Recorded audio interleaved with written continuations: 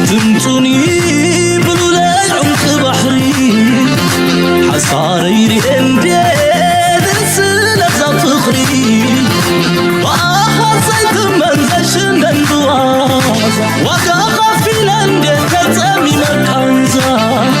تركي الحجي ستتيال الملك بين يا زبيلي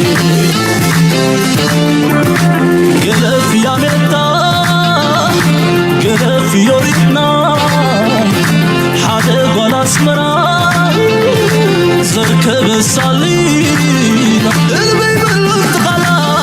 بلاد عيني المزمان كما يدمع زراتك زخم بيد مكوي زرق افانا عيبت صفي بإزنا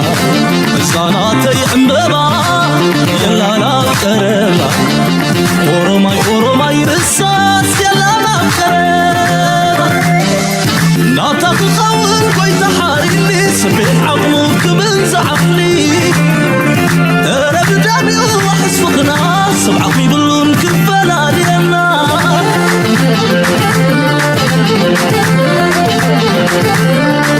لسا مالي كبرتي زابد راويت جنتي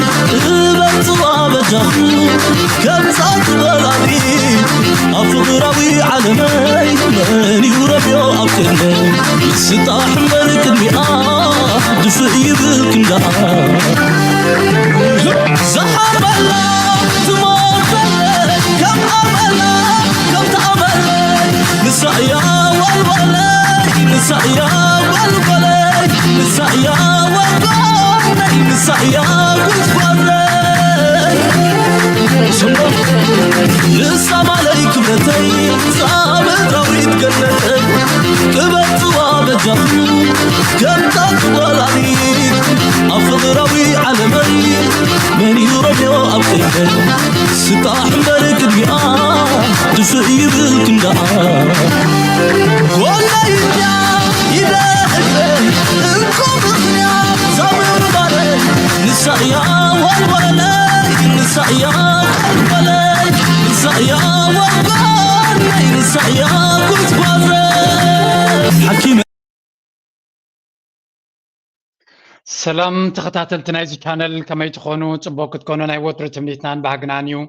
لومون كم وترو اقدسن واناويانن زيناتات حزنا لكم قريبنا لنا حساب موداتنا ايزي مدب سانا صنعو لايك مقبار شير مقبار ريتوغمن حسابكم اندبا باونتا بهانات من قد قلصنا بلنا نايلومي سفهن اقداسن واناون زينان تنتنان حزنا لكم قريبنا لنا دقوفكم اي فليون ايزي channel نابلنا بزق قدام اي درجة كنجمر لتسكو እንችላለን የምንችለው በጠራ ሐሳቤ ከግል ፍላጎት ባሻገር ለወል መሻት የምንተጋ ከሆነ ነው። እንኳን ዛሬ በ21ኛው ክፍለ ዘመን የዛሬ 155 ዓመት ገደማ ህልም ያላቸው ሰዎች በምዕራብና በምስራቅ መካከል ያለን ጋሬጣ ያለን ተራራ ያለን መሰናክል አፍርሰው ድልድይ ለማድረግ ወሰኑ። በምዕራብና በምስራቅ መካከል የሚደረገውን የንግድ ጉዞ በ8900 ኪሎ ሜትር ለመቀነስ ስዊስ ካናል የሚባል ተራራ ስዊስ ካናል የሚባል ግድግዳ ማፍረስ ወሰኑ። ስዊስ ካናል 193 ገደማ ኪሎ ሜትር ነው። ያን ሲወስኑ እንደዛሬ በቂ ማሽን አልነበረም። እንደዛሬ የሚመች የኮንስትራክሽን አቅም አልነበረም። ብዙዎች ሞተዋል ያን ለማሳካት። ሲያልቅ ግን 8900 ኪሎ ሜትር የ10 ቀን ጉዞ በምዕራብና በምስራቅ የዓለማችን ክፍል አሳጥሯል። ለምን? ንግድ ወሳኝ ነው። ለንግድ የሚመች መንገድም ወሳኝ ነው። በኢትዮጵያና በህንድ መካከል ድልድይ እንጂ ዳገት አልነበረም በታሪካችን። ለዚህም ባህላችን በርካታ ነገሮቻችን ይተሳሰራሉ። ዛሬ የኛ የሆነውን ቀይ ባህር መልሶ ለመጠየቅ የሚሰጋ የሚጠራጠር ትውልድ መፈጠሩ የስነ ልቦና ስብራት አካል ነው። አንችልም ብሎ ነው የሚያስበው። እኔ ላረጋግጥላችሁ እወዳለሁ፣ ኢትዮጵያ ትችላለች። እንታይ ዝብል ዘሎ ምናልባት ንውሕ ዝበለ ሓሳብ ስቂለ ደስማዕኩኹም እዚ ነገር እዚ ዶኩመንት ክኸውን ስለ ዝኾነ እዩ for whatever reason delete ክገብርዎ ይኽእሉ ኾኑ እዮም እዚ ግን ዶኩመንት ክኸውን ስለ ዝደለኽዎ እዩ እንታይ እዩ ዝብል ዘሎ ኣብይ ኣሕመድ ወታደራዊ መኮንናቱን ዓበይቲ መራሕቱን ኣብ ዝተጋብኡሉ ቦታ እዩ ዛንታ ናይ ስዊስ ከናል እዩ ዝነግር ዘሎ ስዊስ ከናል ንቀይሕ ባሕሪ ምስ ማእከላይ ባሕሪ ብመንገዲ ናይ ግብፂ ገይሩ ዘራኽብ እዩ እሱ ክስራሕ ከሎ ኢንጂነራት ናይ ፈረንሳ ከምኡውን ብዙሓት ካልኦት ሃገራት ተሳተፍሉ መንገዲ እቲ ስዊስ ከናል ምስ ተኸፈተ ምናልባት ንሱ ነቲ ዛንታ ናቱ ክምቅረሉ ስለ ዘይደሊ ድዩ ዋላ ስለ ዘይፈለጦ እውን ኣይዶኖ ስዊስ ከናል ምኽፋቱ ኣፍ ደገ ናይ ኣፍሪቃ ኮሎናይዜሽን ብፍላይ ናይ በዓል ኤርትራ ናይዚ ምብራቕ ኣፍሪካ መግዛእቲ ንከስፋሕፍሕ ሓደ ካብቲ ደራ ክነጥፍ ዝነበረ ምኽፋት ናይ ስዊስ ከናል እውን እዩ ምክንያቱ ድሕሪኡ እቲ ከባቢቲ ንስትራቴጂካዊ ምንቅስቃስ ናይ ንግዲ ኣገዳሲ ስለ ዝኾነ ሓደ ንዑ ክኸፍትዎ ከለዉ ዘምፅኦ ዘሎ ስነ መጎት ንሱ ነቲ ንግዲ ክንምንታይ ኣገዳስነት ከም ዝፈጥረሉ እዚ ሎሚ ሑቲ ዓፂኦሞ ዘለዉ እሞ ብደቡብ ናይ ኣፍሪቃ ገይሩ ንብሙሉእ እቲ ህንድን ኣትላንቲክን ገይሩ ናብ ኤሮጳ ዝመፅእ ዘሎ ንግዲ ንዑ ንምቕያር ተባሂሉ እቲ ስዊስ ከናል ተቋዒቱ ብመንፅር ድማ ንግዲ ናይ ዓለም ቀይሕ ባሕሪ ድማ መትኒ ናይ ንግዲ ናይ ዓለም ክኸውን ክኢሉ ኩሉ እዚ ዘረባ እዚ እንታይ ዝብል ዘሎ ንሕና ምስ ህንዲ ንገብሮ ዝነበርና ንግዲ መን ይኸስኻ who the hell are you ንሕና ክትብል ከለኻ መን ይኸስኻ ኢትዮጵያ ዝበሃል ናይ ኮሎኒያል ክሪኤሽን እዩ እዚ ሎሚ ሞደርን ኢትዮጵያ ንብሎ ዘለና ናይ መግዛእቲ ናይ ኤሮጳ ውፅኢት እዩ ኣይተገዛእናን ብላብላ እዩ ዝብል ተገዚእኻ ኢኻ ድሓን እስከ ድሓን ኣይንኣትወኩም ኢና እስከ ኣይተገዛእኩም እንበሎ ንሕና ግን ፈቲና ከይፈተና ተገዚእና ነርና just like Kenya like Sudan like Egypt like Tanzania Uganda any nation ስኻውን እቲ ሃገርካ ክሪኤሽን ናይ ኮሎናይዜሽን እዩ ምክንያቱ ሱዳን ተተገዚዩ ጅቡቲ ተተገዚዩ ሶማልያ ተተገዚዩ ኤርትራን ተተገዚዩ ውፅኢት እታ ኢትዮጵያ ተባሂላ ተረፈት ሃገር እውን እንትኾነ ኣይተገዛእና እንተኢልካ ድሓን ኣይከራኸረካን እየ ከም ድሌትካ ዛንታ ናይ ሃገርካ ከም ድሌትካ ክትገብሮ ትኽእል ኢኻ ኤርትራ ግን ካብ ሓደ ክልተ ሰለስተ ግዜ ተገዚኣ ኣላ ስለዚ ውፅኢት ናይቲ መግዛእቲ ድማ እዛ ኤርትራ ትበሃል ሃገር ኣላ ሕጂ እንታይ ዝብል ዘሎ እሱ ንሕና ምስ ህንዲ ክንነግድ ከለና ኣብ ደገ ባሕሪ ነይሩና ሎሚ እቲ ናትና ዝነበረ ቀይሕ ባሕሪ ይብፅሓናይ ወይ ክወሃበና ኣለዎ ክንብል ከለና ዝስከፍ ወለዶ እዩ ተፈጢሩ ስለዚ ነዚ ክንቅይሮ ኣለና ይከኣል እዩ ድማ እናበለ እዩ ዝዛረብ ዘሎ እዚ ልውላውነት ንምትፋር ኣብ ሃይስት ሌቨል ኢና ንርኢ ዘለና ሜይቢ ንኤርትራ ኤግዛክትሊ ጠቕሳ የለ ምክንያቱ እዚ ጉዳይ እዚ ብጅቡቲ ክኸውን ይኽእል ብታጁራ እውን ይወፁ ስለ ዝነበሩ ብሶማልያ እውን ክኸውን ይኽእል ስለዚ እቲ ዶብ ስፍሕ ዝበለ እዩ ብኡ ንወፅእ ነርና ክብል ከሎ ኤግዛክትሊ ኤርትራ ጥራይ ፒን ጌራ ክትከሶ ይትኽእልና ግን ዊ ኖው ፅቡቅ ጌርና ንሱ ይፈልጥ ንሕና ንፈልጥ ንኤርትራ ዝምልከት ዘረባ ይዛረብ ከም ዘሎ ሓደ እዚ ጉዳይ እዚ መበል ካልኣይ ግዜ ካብ ሓንቲ ስፒች በዚ ሓደ ወገን ንህዝቢ ኢትዮጵያ ንመንእሰይ ኢትዮጵያ ንምልዓዓል ዝጥቀመሉ ዘሎ ታክቲክ ምዃኑን ኣብቲ ጉዳይ ናይ ባሕሪ ዝብል ድማ ህዝቢ ኢትዮጵያ ኣብኡ ክሓስለሉ ነቲ ውሽጣዊ ምብልላዕ ክሰግር ዝሓስበሉ ዝነበረ ፋይን ንሱ ንበይኑ በሊሕ ኣብ ዓለም እዩ ዝመስሎ ንዓለም ኩላ ከሽክዕ ዝኽእል በምሓርኛ ምስ ተዛረበ ነቲ ህዝቢ ከለዓለሉ ነቲ ህዝቢ ኣብ ጎኑ ጠጠው ንኸብል ሓደ ናይ ዓብ ሕልሚ ናይ ኢትዮጵያ ከተግብር እየ እናበለ ኣጀንዳ ንክፈጥር እዩ ዘሊ ዘሎ ማሕበረሰብ ዓለም ግን ብካሊእ እዩ ዘንብቦ ዘሎ ውፅኢት ናቱ ድማ ቅድሚ ነዊሕ እዋን ከሽክዕ እዩ ዝፍትን ነይሩ ወል ናት ኤኒሞር ኣብይ ኣሕመድ ከተሽክዕ ትፍትን ኢኻ ግን ንሓዋሪ ክትቅፅል ኣይትኽእልን ኢኻ ፎር ኤግዛምፕል ቱደይ ንኣዲስ ኣበባ እዚ ትሪእዎ ዘለኹም ዩኤስ ሲኒየር ኣድቫይዘር ፎር ኣፍሪካ እዩ ዝበሃል ናይ ኣፍሪካ ዝለዓለ ኣድቫይዘር ናይ ኣብይ ኣሕመድ እዩ ናይ ዶናልድ ትራምፕ እዩ ናይ ዶናልድ ትራምፕ ኣማኸሪ ጥራይ ግን ኣይኮነን ደጊመ ዝብለኩም እዚ ናይ ቀረባ ናይ ቤተሰባዊ ርክብ እውን ኣለዎ ወዱ ነዚ ንጓል ዶናልድ ትራምፕ ተመርዒ ዘሎ እዩ ስለዚ they have a close relationship ብካልእ የረኸበ ዶናልድ ትራምፕ ድማ ክትኣምንዎ ዘለኩም ኣብቲ ኣገዳሲ ፖዚሽንስ ዝብሎ ቤተሰብ እዩ ዝገብር ወይ ከዓ ቀረብቲ እዩ ዝገብር ስለዚ ኣብ ዝሓለፈ ኣድሚኒስትሬሽን ናቱ ናይ ብሙሉ ናሽናል ሴኪሪቲ ሓላፊ መን ነይሩ ሰብኣይ ጓሉ እዩ ነይሩ ስለዚ ኩሉ ግዜ ነቲ ቤተሰባዊ ነገር ብጣዕሚ እዩ ዝጥቀመሉ እዚ ቀረባ ናቱ ስለ ዝኾነ ዓብ ፖሊሲ ዓብ ሼፕ ናይ ምግባር ክእለት ዘለዎ እዩ ኪነቱ ዘለዎ ስልጣን ማለት እዩ ንቐፅል እንታይ ኢሉ ናብ ኣዲስ ኣበባ በፂሑ ምሱ ከምኡ ድማ ምስ ሕብረት ኣፍሪካ ኣቦ ወንበር ናይ ሕብረት ኣፍሪካ ተራኺቡ ነይሩ today in Addis Ababa I was honored to meet with Ethiopian Prime Minister Abiy Ahmed to reaffirm the enduring partnership between our nations ስለዚ ኩሉ ግዜ ብፅቡቅ ኢኻ ትጅምር ሳንድዊች ሜተድ ኦፍ ፊድባክ እዩ እዚ ክትፅሕፍ ከላ ኩሉ ግዜ ብፅቡቅ ኢኻ ትጅምር ስለዚ ኣብ መንጎ ክልቲአን ሃገራት ብርግፅ ድማ ኣብ መንጎ ኢትዮጵያን ኣሜሪካን ፅቡቅ ዝምድና ከም ዘለዎም ፍሉጥ እዩ ነቲ ዘለና ዝምድና reaffirm ማለት ድጊም ካነ ምንጻር ማለት እዩ enduring partnership between our nations. We emphasize the importance of Ethiopia's engagement with its neighbors and its role in fostering peace and regional stability. A key priority of President Trump. We also discussed the range of commercial opportunities that advance mutual prosperity for the United States and Ethiopia. ስለዚህ እንታይ ዝብል ዘሎ ተራኺብና ናይ ነዊሕ ዝምድና ዘለና እዩ emphasized ትርክብ ናትና ኣብ ምንታይ ዘነፀረ ወይ እውን ናይ emphasize ኣረጋጊፅካ ወይ ከዓ I don't know, there is special emphasize ምግባር ኣጋኒንካ ዝግበር ማለት እዩ ኣተኩሮ ናቱ ናይ ትርክብ we emphasize the importance ነቲ ኣገዳስነት ናይ engagement Ethiopia's engagement with its neighbors ናይ ኢትዮጵያ ጽምዶ ብዛዕባ ጽምዶ እዩ ዝምሮም ዘሎ ኢትዮጵያ ምስ ጎረባብታ ዘለዋ ጽምዶ ክትሕይሎ ክትክል ኣለዋ ከምኡ ድማ its role in fostering peace ተራናታ ኣብ ምዕዛዝ ናይ ሰላምን ርግኣትን ናይ ዞባ እዚ ድማ ኣነ ጥራይ ኩንኩን ዝብለኩም ዘለኹ ንፕሬዚደንት ዶናልድ ትራምፕ ቀዳምነት እዩ ሰላምን ርግኣትን ናይቲ ዞባ ቀዳምነት እዩ ስለዚ ቢዝነስ ርክብ ዘለና ዝምድናና ምሕዝነትና ኣሎ ግን ቀንዲ ኣተኩሮናትና ኤምፋሲስ ናይ ትርክብናትና ኢትዮጵያ ምስ ጎረባብታ ዘለዋ ጽምዶ ኣብ ምዕዛዝ ናይ ሰላምን ርግኣትን ናይ ምርግጋጽ ከምኡ ድማ ንምዕዛዙ ተተኪራ ክሰርሕ ኣለዋ ምክንያቱ ኪ ፕራዮሪቲ ኣገዳሲ ቀዳምነት ናይ ዶናልድ ትራምፕ እዩ ምክንያቱ ኣብ ኣዝዩ ሕልኽላኽ ዘለዎ ግዜ የመሓድር ስለ ዘሎ ዶናልድ ትራምፕ ተወሳኺ ዕግርግር ክህልዎ ይደልን ዘሎ ኣብ ቀይሕ ባሕሪ ከባቢ ንሑቲ ብክንደይ ሓይሊ ጠጠው ይበሉን ኣለዉ ግን ድሓን ኮይኖም ኣለዉ ካልእ ውግእ ነቲ ናይ ቀይሕ ባሕሪ መስመር ብፍላይ ንኣሜሪካ ክፀሉ ዝኽእል ክህልዎ ኣይደልን እዩ ዘሎ ስለዚ ካልእ ድማ ንክልቴና ከራኽብ ዝኽእል ነገራት ተዘራሪብና ኣለና እዩ ዝብል ዘሎ ኦኬ ፋይን እዚ ዘረባ እዚ ኣብዪ ኣሕመድ ከምዘይ ተዋሕጠትሉ ምንታይ ፈሊጥና ክልተ ላይ ምዝ ሰብ ከም ተራኸበ ጥራይ ገሊፁ ብዛዕባ እንታይ ተዛሪብና ይበለን እዚ ድማ ኣብዪ ኣሕመድ ንፈልጦ ኢና ኩሉ ግዜ ማይ ብራዘር ማይ ወዲ ማይ ጉድ ፍሬንድ ማይ ገለመለ እናበለ ዘለዎን ዘየለን ዘህተፍቲ ሰብ ክራኸብ ከሎ ኣብዚኣ ግን ብድሕሪ መጋረጃ ተሪ መልእኽቲ ተዋሂቦ ከም ዘሎ ብኩሉ ዘረጋግፅ እዩ እስከ ካልእ ኣብዪ ኣሕመድ ግን ፅቡቅ መዓልቲ ናይ ውዕልን እዩ ዘለዎ ፅቡቅ ዝኾነሉ የለን ካልእ ኢትዮጵያ ኤን ኤርትራያ ቮሊም ስለዚ ኣብ ዩኬ ድማ እዚ ብድሕሪ መጋረጃ ዝዘራረብሉ ምዃኑ ንፈልጥ ኢና ኩላቶም ተዘራሪቦምሉ ከም ዘለዉ ናይ ኢትዮጵያ ናይ ኣሜሪካ ፍሉይ ልኡኽ ናብ ኢትዮጵያ ክመፅእ ከሎ ናይ ዩኬ ናይ ዩኤስ ፍሉይ ልኡኽ ወይ እውን ኣምባሳደር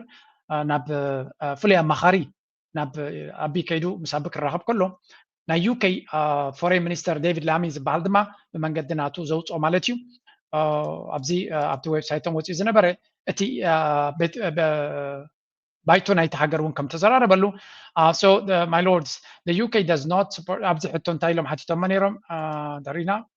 if we see this ኣብዚ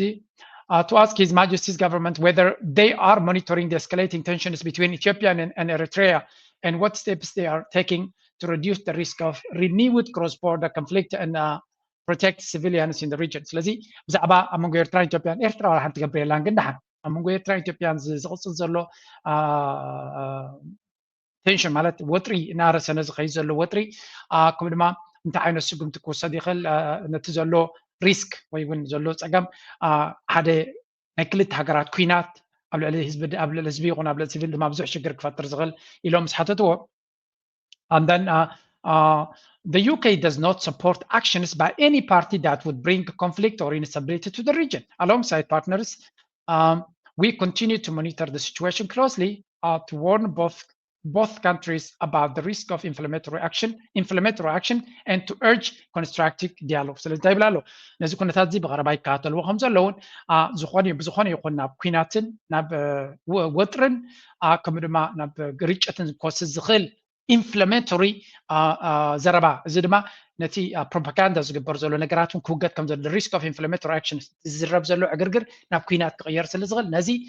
ክልቲኦም ወገናት ኮንስትራክቲቭ ዲያሎግ ሃናፁ ዝኾነ ዲስካሽንስን ዘረባን ክጅመር ዝግበር ዘሎ ወጥሪ ድማ ህድእ ክብል ይሓቱ ኣለዉ with the leave of before I ask my I congratulate ብሓፈሻ እዚ እውን ሓደ ነፍሱ ዝኻለ ኣብዪ ኣሕመድ እንታይ ክብለና ፈቲኑ ነይሩ ደገፍ ይረክብ ከም ዘሎ ዝኻ እንታይ ኣብዚ ሓንቲ ፅሕፍቲ ነይራ ፅብቕቲ ፅማቕ ናይቲ ኩሉ ነዊሕ እዩ እቲ ዘረባ ኣብ መንጎኦም ዝካየድ ዝነበረ ብምሉእ እዩ ፖስት ገይርዎ ኣሎ ብዙሓት ኤርትራውያን ሸር ገይሮም ኣለዉ እዚ ካለ ካብተን ኣገደስቲ ኣነ እንታይ ኢለ ኣለኹ ኣብዚ ናተይ ፖስት ነቲ ኩነታት ረኺበ Abi's web of lies unraveling and exposed by the US statement. ስለዚ አብይ አሕመድ ዳርጋ ንዓመት ዝኸውን ሕቶ ናይ ኣፍደገ ባሕርና ብዲፕሎማስያዊ መንገዲ ብዓበይቲ ሃገራት በአሜሪካ ይኹን በኤውሮጳውያን ሃገራት ይኹን ብራሽያ ይኹን ብካልኦት ደገፍ ይረክብ ከም ዘለዎን ነቲ ንሕና ንብሎ ዘለና ይርድኡናን ኣለው ይሕግዙና ኣለው እናበሉ ኩላቶም ቶም ዓበይቲ ዲፕሎማት ናቱ ኣባል ናይ በዓልቲ መን ኢኻ ትብሎ ዲና ሙፍቲ ድዩ ካልኦት ኩላቶም ፕሮፌሰር ብሩክ ድዩ ብላብላ ዝብሎም ኩላቶም ከማ ክብሉ ኣፅሚሞምና ነይሮም እዮም ኣብ መወዳእታ ግን እንታይ እዮም ዝብልዎ ዘለው እታ ዘረባ ሓንቲ ጥቕስላ you can fool some people some of the time but you can't fool everyone all the time ስለዚ ንገለ ሰባት ንገለ እዋን ብሓሶትን ምትላልን ከተሽክዖም ትኽእል ኢኻ ንኩሉ ህዝቢ ኩሉ ግዜ ድማ ብሓሶት ከተሽክዕ ኣይትኽእል ኢኻ እዚ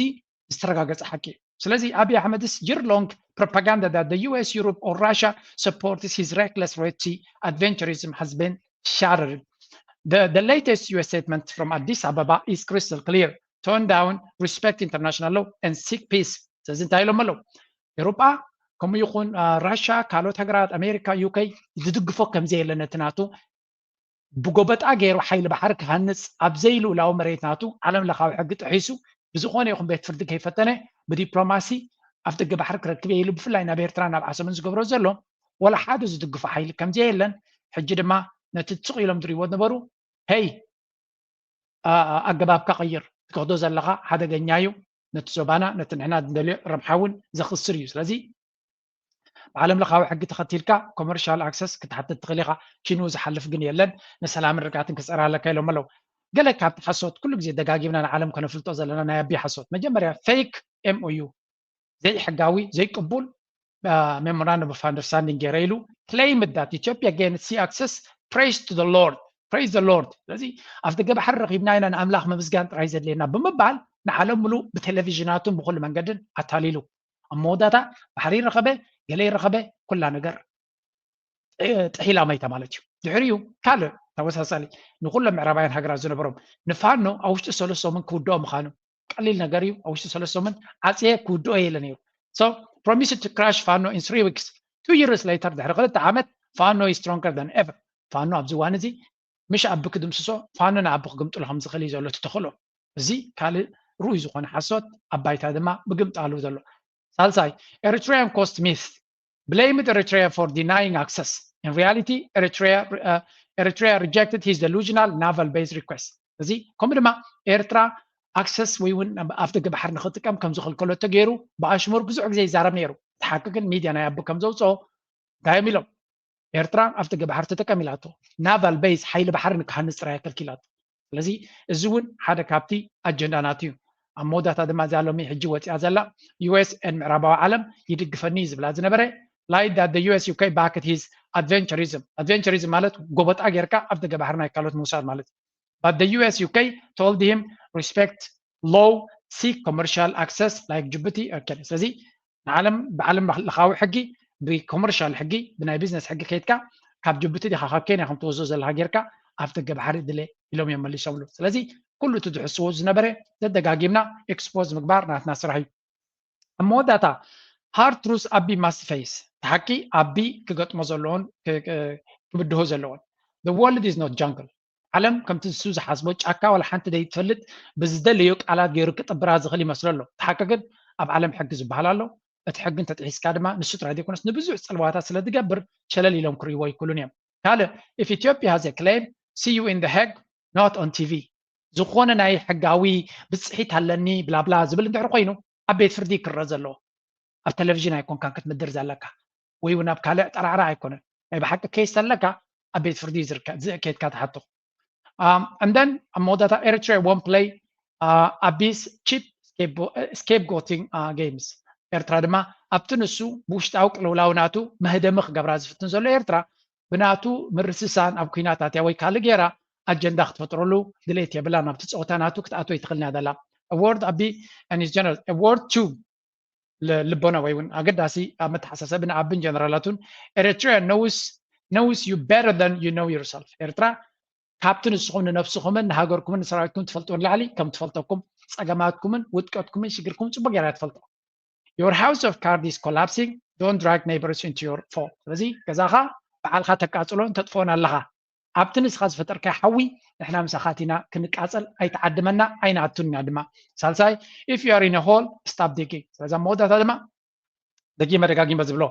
history repeats itself first as tragedy then as farce ብዙሓት ጥቅስታት ካርል ማርክስ በላይ ታሪክ መጀመሪያ ታሪክ ይደግም መጀመሪያ ትራጀዲ ካላይ ግን ጽላለን ዕዳንን ጥራይ ክኸውን ዝኽእል ኣብ ድማ ክልቲኡ ኣለዎ ስለዚ ክንጥንቀቕ ኣለና ኣቢ ኣብ ሽግር ኢኻ ዘለኻ ካብ ሽግር ኣብ ጉድጓድ ዝኣተወ ሰብ መጀመሪያ ከቋርፆ ዘሎ ምኹዓት ከቋርፅ ዘሎ ምኽርናትናዩ ከተቋርፅ ዝለት የብልካን that's your problem not our problem ብዙሓት ኤርትራውያን ፖስት ገይሮም ኣለው ሓንቲ ብዚኣ ደስ ዝበለትኒ ካብ ኣማኑኤል ቢደ ማርያም ዝተገበረት ነይራ The UK and Western partners consistently urge Ethiopia to seek peaceful solutions, yet Addis Ababa rhetoric tells another story. Daily inflammatory language is not fostering stability, but fueling hostility, respectfully towards Eritrea and specifically towards Eritrea and wider region, risking engulfment in turmoil. ብዙሕ ግዜ ኢትዮጵያ መንገዳ ክትቀይር ከም ዘለዋ ንዓቢ ስርዓት ክገብር ከም ዘሎ ኢኹም ተተሓሳስብዎ ኣብ ባይታ ንሪኦ ዘለና ግን መዓልታዊ ናይ ኩናት ቋንቋ ቀስቃስ ቋንቋ ሽግር ዝፈጥር ቋንቋ እናደርበየ ነቲ ዞባ ኣብ ሽግር ይድወስዶ ዘሎ ብፍሉይ ድማ ናብ ኤርትራ ዘተኮረ እንኮላይ ናብቲ ዞባ እውን እንተኾነ this stance reflects less a pursuit of diplomacy and more a push toward direct confrontation ስለዚ ኣብ ዝኽተሎ ዘሎ ከምቲ ንስኹም ትብልዎ ዘለኹ ዘይኮነ ኩናት ይደሊ ከም ዘሎ ናይ ሰላማዊ መንገዲ ዘይኮነ ናይ ዲፕሎማሲ ዘይኮነ ንኩናት ይዳሎ ከም ዘሎ a reckless path to that risks devastating the Ethiopian people and destabilizing the Horn of Africa. ስለዚ ዝኸዶ ዘሎ መንገዲ ድማ ደይ መደይሉ ንኩናት ንህዝቢ ኢትዮጵያ ኣብ ክወፅኦ ዘይኽእል ዓፀቕቲ ንቀርኒ ኣፍሪካ ድማ ኣብ ሽግርን ወጥርን ክእቱ ዝኽእል ምዃኑ it is a calculated move to citing it's a calculated move to cling to power through distraction and war one that could plunge Ethiopia into endless conflicts and dangerous fragmentation. ስለዚ ኣቢ ዝገብሮ ዘሎ ድማ ብዕሽነት ብግርህነት ዘይኮነ ደይ መደይሉ ታኡንኮ ኣብ ስልጣን ንክፀንሕ ንክቕፅል ክትገብሮ ትኽእል ምስ ኤርትራ ኩናት ብምግባር ምዃኑ ምክንያቱ ነቲ ውሽጣዊ ፀገማቱ ኩናት ስለ ዘለኒ ኢሉ ኣብ ስልጣን ንክቕፅል ክጥቀመሉ ስለ ዝደሊ እዩ ስለዚ what Ethiopia truly needs is peace cooperation and reconciliation not the march towards war ስለዚ ኢትዮጵያ እዚ ኩነታት ዘየድልያን እዩ ተኺላ ናብ ሰላምን ርግኣትን ክትከይድ ኣለዋ the partnership rests on de-escalation and regional cooperation እዚ ኤርትራውያን again ናይ ሰላምን ርግኣትን ፃውዒት ይገብሩ ኣለዉ ንዓቢ ግን ምናልባት ደይ መደይሎም ዘይፈልጥዎ ኣይመስለንን ግን ንፁር ዝኾነ መልእኽቲ ክወሃቦ ዝግባእ እዩ እዚ ከዓ እዚ ሕጂ ዝግበር ዘሎ ግብፃውያን ብኸመይ የንብብዎ ኣሎ ብፍላይ ብወገን ግብፂ ክንሪኦ ከለና it appears that a new American mediation effort is underway between Ethiopia and Egypt to reach an agreement on the management of the Grand Gerd ማለት እዩ and the distribution of Nile water ስለዚ እዚ ናይ ፍሉይ ኣምባሳደር ወይ እውን ፍሉይ ኣማኻሪ ናይ ኣቢ ናይ ዶናልድ ትራምፕ ምስ ኣቢ ዝተራኸበ ውፅኢት ናይቲ ብድሕሪ መጋረጃ ኣብ መንጎ ግብፅን ኣሜሪካን ዝግበር ዘሎ ዝርርብ ክኸውን ከም ዝኽእል እዩ ዝነግር ዘሎ ዝተዓዛቢ ኣናሊስት ናይ ፖለቲካ ግብፃዊ ማለት እዩ ናብ ኢትዮጵያ ከይዲ ዘሎ እዚ ንዓና ተሓቢሩና ዘሎ ጥራይ ዘይኮነስ እቲ ጉዳይ ናይ ኒል እውን ኣብ ዝርርብ ከም ዘሎ the US advisor for Africa affairs Masad Boulos following his meeting in Ethiopia with Prime Minister Abiy Ahmed emphasized the importance of Ethiopia's engagement with its neighbors and its role in promoting peace and regional stability alongside mutual commercial opportunities signaling a diplomatic effort to ease tensions surrounding the dam ስለዚ ብወገን ግብፂ ድማ again ትፅቢት ከም ዘለዎም ካብዚ ኣማኻሪ ናይ ኣሜሪካ ናብ ኢትዮጵያ ከይዱ ዝነበረ እቲ ዝግበር ዘሎ ድማ ንቀርኒ ኣፍሪካ ጥራይ ዘይኮነስ ብዓብዩ ምስ ግብፂ እውን ዝግበር ዘሎ ወጥሪ መፍትሒ ንምግባር ዝግበር ዘሎ ፃዕሪ ዘተንብህ ምዃኑ እዮም ዝነግሩ ዘለዉ ስለዚ ኣቢ ኣንጻር ኤርትራ ጥራይ ኮነ ፀገሙ ኣንጻር ሶማል ጥራይ ኮነ ፀገሙ ኣንጻር ጅቡቲ ጥራይ ኮነ ፀገሙ ኣንጻር ኩሉ እዩ ዘሎ ሽግሩ እዚ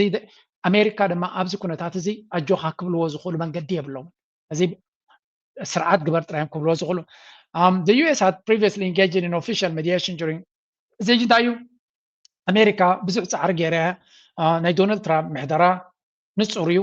ኣብ ጎኒ ግብፂ ከም ዘሎ ምስ ግብፂ ድማ ብዝተፈላለየ መንገዲ ይራኸቡ ኣሎ ብጉዳይ ናይ ሊብያ for example ኣብ ሊብያ ኣሜሪካ ነቲ ዘሎ ነዳድን ገለ ንምውሳድ ብዙሕ ስጉምትታት እያ ትገብር ዘላ ልክዕ ከምቲ ኣብ ዲሞክራሲያዊት ሪፓብሊክ ኮንጎ ዝገበረቶ ኣብ ሊብያ እውን ሕጂ ብዙሕ ርክባት እዩ ዝግበር ዘሎ በዓል ግብፂ ድማ ኣብኡ ተራ ይፃወት ኣለዎ እየ ጉዳይና እስራኤል ወንተሪኻዮ ስለዚ ግብፂ ዓቢ ዲፕሎማሲያዊ ርክብያ ትገብር ዘላ ምስ ኣሜሪካ ብኻልእ ኣጀንዳታት ናይ ኣሜሪካ ትሕግዝ ኣላ ብግምጣሉ ኣሜሪካ ድማ ንግብፂ ክትሕግዛ ንቡር እዩ ካንሃባን ስለ ዝኾነ ኢትዮጵያ በንፃሩ ንኣሜሪካ ዝኾነ ይኹን ኢንተረስት ሰርቭ ትገብር የላ ወላ ሓንቲ ምናልባት ብመንገዲ ኢማራት ኣብ ንሕሜት ኣብ ምሕጋዝ ገለ መለ ክትብል ትኽእል ኢኻ ግን ካብኣ ሓሊፉ ንኣሜሪካ ዓቢ ኢንተረስት ትገብሮ ነገር የለን ዳትስ ዋይ ክሳብ ሕጂ ኣብይ ኣሕመድ ንዝኾነ ይኹን ኣሜሪካ እውን ርክብ ኣይገበረን እዞም ሰለስተ ግዜ ርክብ ዝገበረን መጠንቀቕታ ክብዎ እዩ ቅድሚ ሕጂ እውን ማርኮ ሩቢዮ ደው ኢሉ ነጊርዎ ነይሩ ቢኬርፉል ኢልዎ ነይሩ ተጠንቀቕ ኢልዎ ነይሩ ሕጂ እውን እንተኾነ ተመሳሳሊ እምበር ፍሉይ ሽርክነት ኣይኮነን ዝረአ ዘሎ ስለዚ ኩነታት ናይ ኣብይ ኣሕመድ ካብ ግዜ ናብ ግዜ ንሱ ንወጥርን ንሽግርን ክፅውዕ ከሎ ብዓለም ደረጃ ግን ደገፍ ረኺበ ይሕግዙን ኣለዉ ዝብሎ ኩሉ ሓሶት ምዃኑን ዝኾነ ይኹን ነገር ዝግበር ነገር የለን in July 20 Trump announced that he is working to resolve his dispute the dispute focusing on maintaining a peace between Egypt and Ethiopia and describing the issue as significant but resolvable ስለዚ ኣብ ወርሒ 6-7 ኣብ ወርሒ 7 ድማ ክልተ ግዜ ኣቢሉ ዶናልድ ትራምፕ ብዛዕባ ጉዳይ ናይ ግብፅን ናይ ኢትዮጵያን ተዛሪቡ ከም ዝነበረን ናይ ግብፂ መርገፂ ሒዙ ድማ ንኢትዮጵያ ክጥንቀቕ ከም ዘለዋ ዘኪሩ ተዘራሪቡ ከም ዝነበረ ዝዝከር እዩ ስለዚ ኣብይ ኣሕመድ ኮርነር ኮይኑ ከም ዘሎ ኢና ንርኢ ዘለና ከምዚ ኢሉ እናሃለዎ ከሎ ሓንቲ ካብቲ ኤርትራውያን ሸር ዝገብርዋ ዘለዎ ኩልና እውን ክንከታተላ ዘለና እዚኣ እስከስምዑዋ ብሱኡ ኣዛሜትካ ክትሪኦም ኣብ ሓፂር ዓመታት ክሳብ ከምዚ ዝኣመሰለ ሰልበጣን ምትልኻልን እንታይ ዕላሙ ደንበር ዝሓስብ ሰብ ኣለይ ብዛዕባ እዚ ጉዳይ ዘዛረብ ኢልካ ዘስልም ነገር እዩ ዋና ነገር ግን ህድማ ንቅድሚት ህድማ ንቅድሚት ምክንያቱ ምስ ተፈጢሩ ዝነበረ ባህጊ ምስ ተፈጢሩ ዝነበረ ዩፎርያ ምስኡ ክቕፅል ኣይከኣለን እቲ ኩነታት ኩናት ኣብቅዑ ተወዲኡ ተባሂሉ ናብ ካልእ መገዲ ክንከይድ ኢና ዝንቲ ዝርዝራት ምናልባት ተገልፀ እንዳይተገልፀን ኣምፂና ክንዛረብ ንኽእል ኢና መወዳእታ ግን እቲ ናይ ኢትዮጵያ ኩነታት ንገዛ ርሱ ዝፈጥሮ ዘሎ ጉዳይ እዩ ድሕሪ ፕሬቶርያ እንታይ መፂኡ ኢትዮጵያ ኩነታት ስለምንታይ ነቲ ናይ ፕሬቶርያ ስምምዕ ዘይተተግበረ ንዑ ምትግባር ዘይከይን ቅድሚ ንዑ ምትግባር ቅድም ናይ ኣምሓራ ፋኖ ዝበሃል ኣሎ እሞ ንዑ ክነጥፍ ኢና ተባሂሉ ተበጊሱ ከምዚ ዓይነት ሕርያ ካብ ምንታይ ሎጂክ ኣብ በይናይ መጎድ ዝመፀ እዩ ምስ ካልኦት ዝተፈላለዩ ሓይልታት ኣብ ውሽጢ ኢትዮጵያ ዘሎ ሎሚ ፕሮስፐሪቲ ዝበሃል ኣሎ ፓርቲ ሎ ኢትዮጵያ ከምዚ ዝገብር ዝዕሎምካ ግዜኻ ምትፋጥራ እዩ የለን ናብ ኤርትራ ናብ ከባቢና ናብ ተኸትሎ ዘይኮነ ኣብ ውሽጢ ህዝቢ ኢትዮጵያ ተፈጢሩ ዝነበረ ተስፋን ባህግን በኒን እዩ የለን ሕጂ ካብኡ ክትሃድም ምእንቲ ሓድሽ ኩነታት ክፈጥር ትክእል ኣለካ ካብኡ ክትሃድም ምእንቲ ሓድሽ ኣርእስታት ከተምፅእ ትክእል ኣለካ ነዚ ናይ ብሓቂ ናይ ኢትዮጵያ ብድሆታት ክትፈትሕ እንድሕር ኮይንካ ሓደ ብሓደ ዘርዚርካ ብክልላት ደረጃ ረኣዮ ኣብ ውሽጢ ክልላት ዘሎ ሽግራት ረኣዮ ንገዛ ርእሱ ናብ ሓድሽ ኩነት ክኸይድ ዝግብኦ ዝነበረ በቲ ቀዲመ ተኸስክዎ ረቑሒታት እንድሕር መፂንካ ኣብ ኢትዮጵያ ዘሎ ቅልውላው ምውዳእታ ኣይብሉን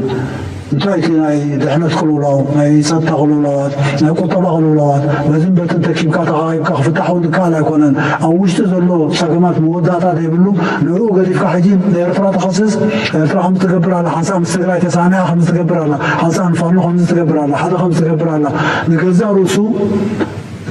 ናይ ኩናት ወይ ኩናታት ናይ ምድላው ዝበሃል ዘሎ ራእዩ ላይ ዘድልዮ ጉዳይ እውን ኣይኮነን ብዝርዝር ብሻዕራ እውን ብዝተፈላለየ መንገዲ እውጅ ኩናታት እዩ እዚ እውጅ ኩናታት እዚ ክትጉልበት ምእንቲ ኤርትራ ከምዚ ትገብር ኣላ ኢልካ ክሲ ናብ ዋና ፀሓፊ ምፅሓፍ ዘሕንኽ እዩ ዕሸል ከምኡ ክገብር ኣይኽእልን እዩ ግን ወረደና ብሎ ሓድሽ ነገር ኣይኮነን ክትብል ትኽእላ ግን ኣብ ኢትዮጵያ ከምኡ እውን ኣጋጢሙ ይፈልጥን ከምዚ ዓይነት ነገር ተራእዩ ይፈልጥን ዝሕጂ ዘሎ ጉዳይ ግን ነቲ ከምኡ ዝብል ዘሎ ዓዲ ውሃለ ገዛኻ ሽግርካ ፍትሓቅድም ሽግርካ ፈቲሕካ ትሓርቅ ክትከስስ ትኽእል ተዘየሎ ተሰልቢትካ እዚ ኩሉ ብገርሒ ይኮነን ብየዋህነት ኣይኮነን بصندوق دليت تقبع متحققات سجروا لذي لحلفنايو موالات لعو زخطن نابز حاشة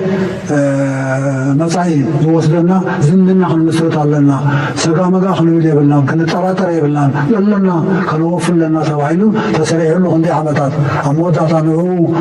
بايتا رجسكا خويناتنا تدالها مسيرات تخصص إرترا بينا الوجه بينا المواد أنا سمعوين بحكي قرمو يقولون خدمة نقميت سلبتا حصوت بالدنقار كمزنا مسألة عن طريق إثيوبيا وانت راي فلتني لذي نحن قداي تراي قلنا نجزاو سنا هزبتات إثيوبيا قداي سلدوخنا نزي خوابز فترة صار كم زاتري واز لهم ولا حنت زقد فلي يقولون تكونت دما أتذكرم كابتز بلو كسب حجي ممليسي وتزربا كبدتنا وسخ زخيز له أبتي بريزنت سياس كزارب كله زنبرة كنتاتنا أبن لومن مليسي قليل زلابي دحريت راي كندي حسو تزاريب له and this is the result الجنرية زلنا مالتي so أتكونتات كم هاي كتري بريهلو أبزلو كنتاتنا زلنا كله هذا propaganda دما بزسف حملك كدفاع نرلنا سدما سوماليا أنصار إيرترا تسلف على زبل زربادما. In the Horn of Africa, alliances shift like desert sands. The latest shock? Eritrea abruptly cut all ties with Somalia. Once close partners, their relationship collapsed overnight, diplomatic channels frozen, military cooperation dead. This wasn't a minor spat, it was a dramatic public breakup that sent shockwaves across the continent. For years, جي أبزي انتهي زبل زرباينا نسمع زلنا إثيوبيايان شمكول الكبلو وزو لزلو بروباغندا نرزلنا بفلا يزي سبونتينيك أفريكا زبالنا راشا ميديا هذا كابتي دايما دايلو بروباغندا نأبي زسال زلو channel يزحزني. Somalia voices support for Ethiopia's pursuit of sea access through a peaceful and lawful means. جي إذا زربازيا أبي مرحنا سوماليا زبلا زلو حدش نقرأ يكون بسلامة من قد يدخل كل نقر يلا. Okay, President Hassan Sheikh Mohamud stressed the importance of diplomacy, dialogue, and regional cooperation in his interview with Saudi TV channel. He reaffirmed Somalia's clear stance that disputes must be settled through negotiation, highlighting that the mutual agreement to ensure stability and shared prosperity along the Red Sea. Asia, Ethiopia, Somalia present Ethiopia's guard pivotal for regional growth. نزي بستفراليز يوم جيتهم انستيتيوت قال ملز بارنا إثيوبيا اتهم بروباغانديست ناتو سوماليا انصار إيرترا خمسة جتري وصناكم إيرترا تتأليما نيرترا وسيدوا برجس مرحنا سوماليا أقول إيرترا لو كنبل كبيد قل إيرترا خاف سوماليا تدلي نجار اللوالي سوماليا كوي كابانا دل مريترا كود دلي بلان يس أبيو إن أقولنا دو كتب لنا يتسألنا إيرترا أبيو إن كل نجار أقداسي بفلاي سوماليا بزوانزي كابتن عصرت حمشت أبالات ناي security council سلزوغانت أقداسي تاقريا غلط عامت مالتي تنكساغاسي أبالنا سلزلو برقس قل إيرتران سوماليا بفلوي حاجزناتا تدل مالتا يكونن قل اتازربا أبزي حجاوتي يوم من تراخوا بتعميهم أدنا قيرومنا يرون كمان تصريحات رئيس الوزراء الإثيوبي أبي أحمد الأخيرة والتي وصف فيها فقدان بلاد بحبشاتا حتى تي حدا proud to be Eritrean يلو حفواز نبره Somali President Hassan Sheikh Mohamud we did not expect any war between Ethiopia and Eritrea لذي كويناتا عندنا Red Sea is important strategic and its owners it has owners لذي كيعبارة أقداسي وانا تدمالو Somalia will not allow the sovereignty of any country to be invaded. This is when you know PP madness hit a brick wall. So تحت تاريخهم إثيوبيا هورن كمزي بعد يوتيوب breaking news. Somalia President Hassan Sheikh Mohamud backs Ethiopia's quest for sea access. كمزي نابلكا دايما دايلكا slandering. زي اللي نجر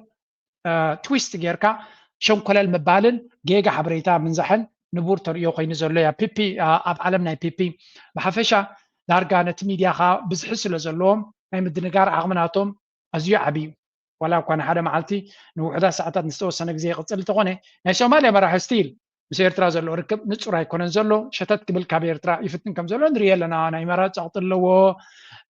ناي كالوت ناي أبون سابون وش لغلق بلالو سلزي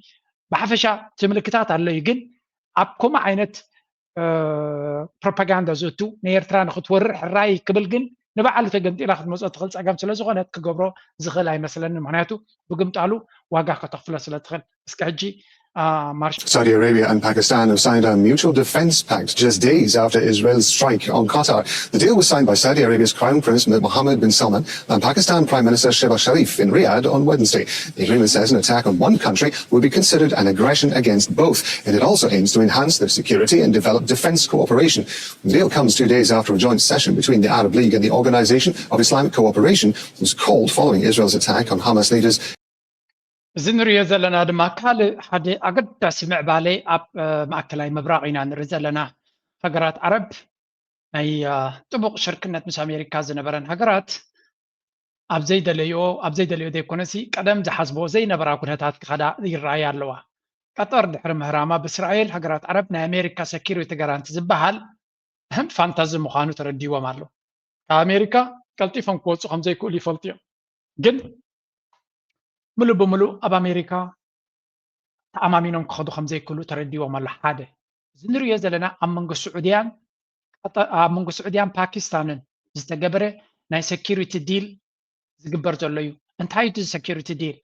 ስለምንታይ ፓኪስታንን ስዑድያን ዝገብርዎ ዘለዎ ድማ ኣገዳሲ ነቶም ዘይትፈልጡ ፓኪስታን ማለት ኒኩለራዊ ሃገር እስላማዊ ሃገር ኮይኑ ኒኩለር ዘለዎ ሃገር ፓኪስታን እዩ ስለዚ ኒኩለር ዝውንን ሃገር ስለ ዝኾነ ስዑድያ ምስ ፓኪስታን ትገብሮ ዘላ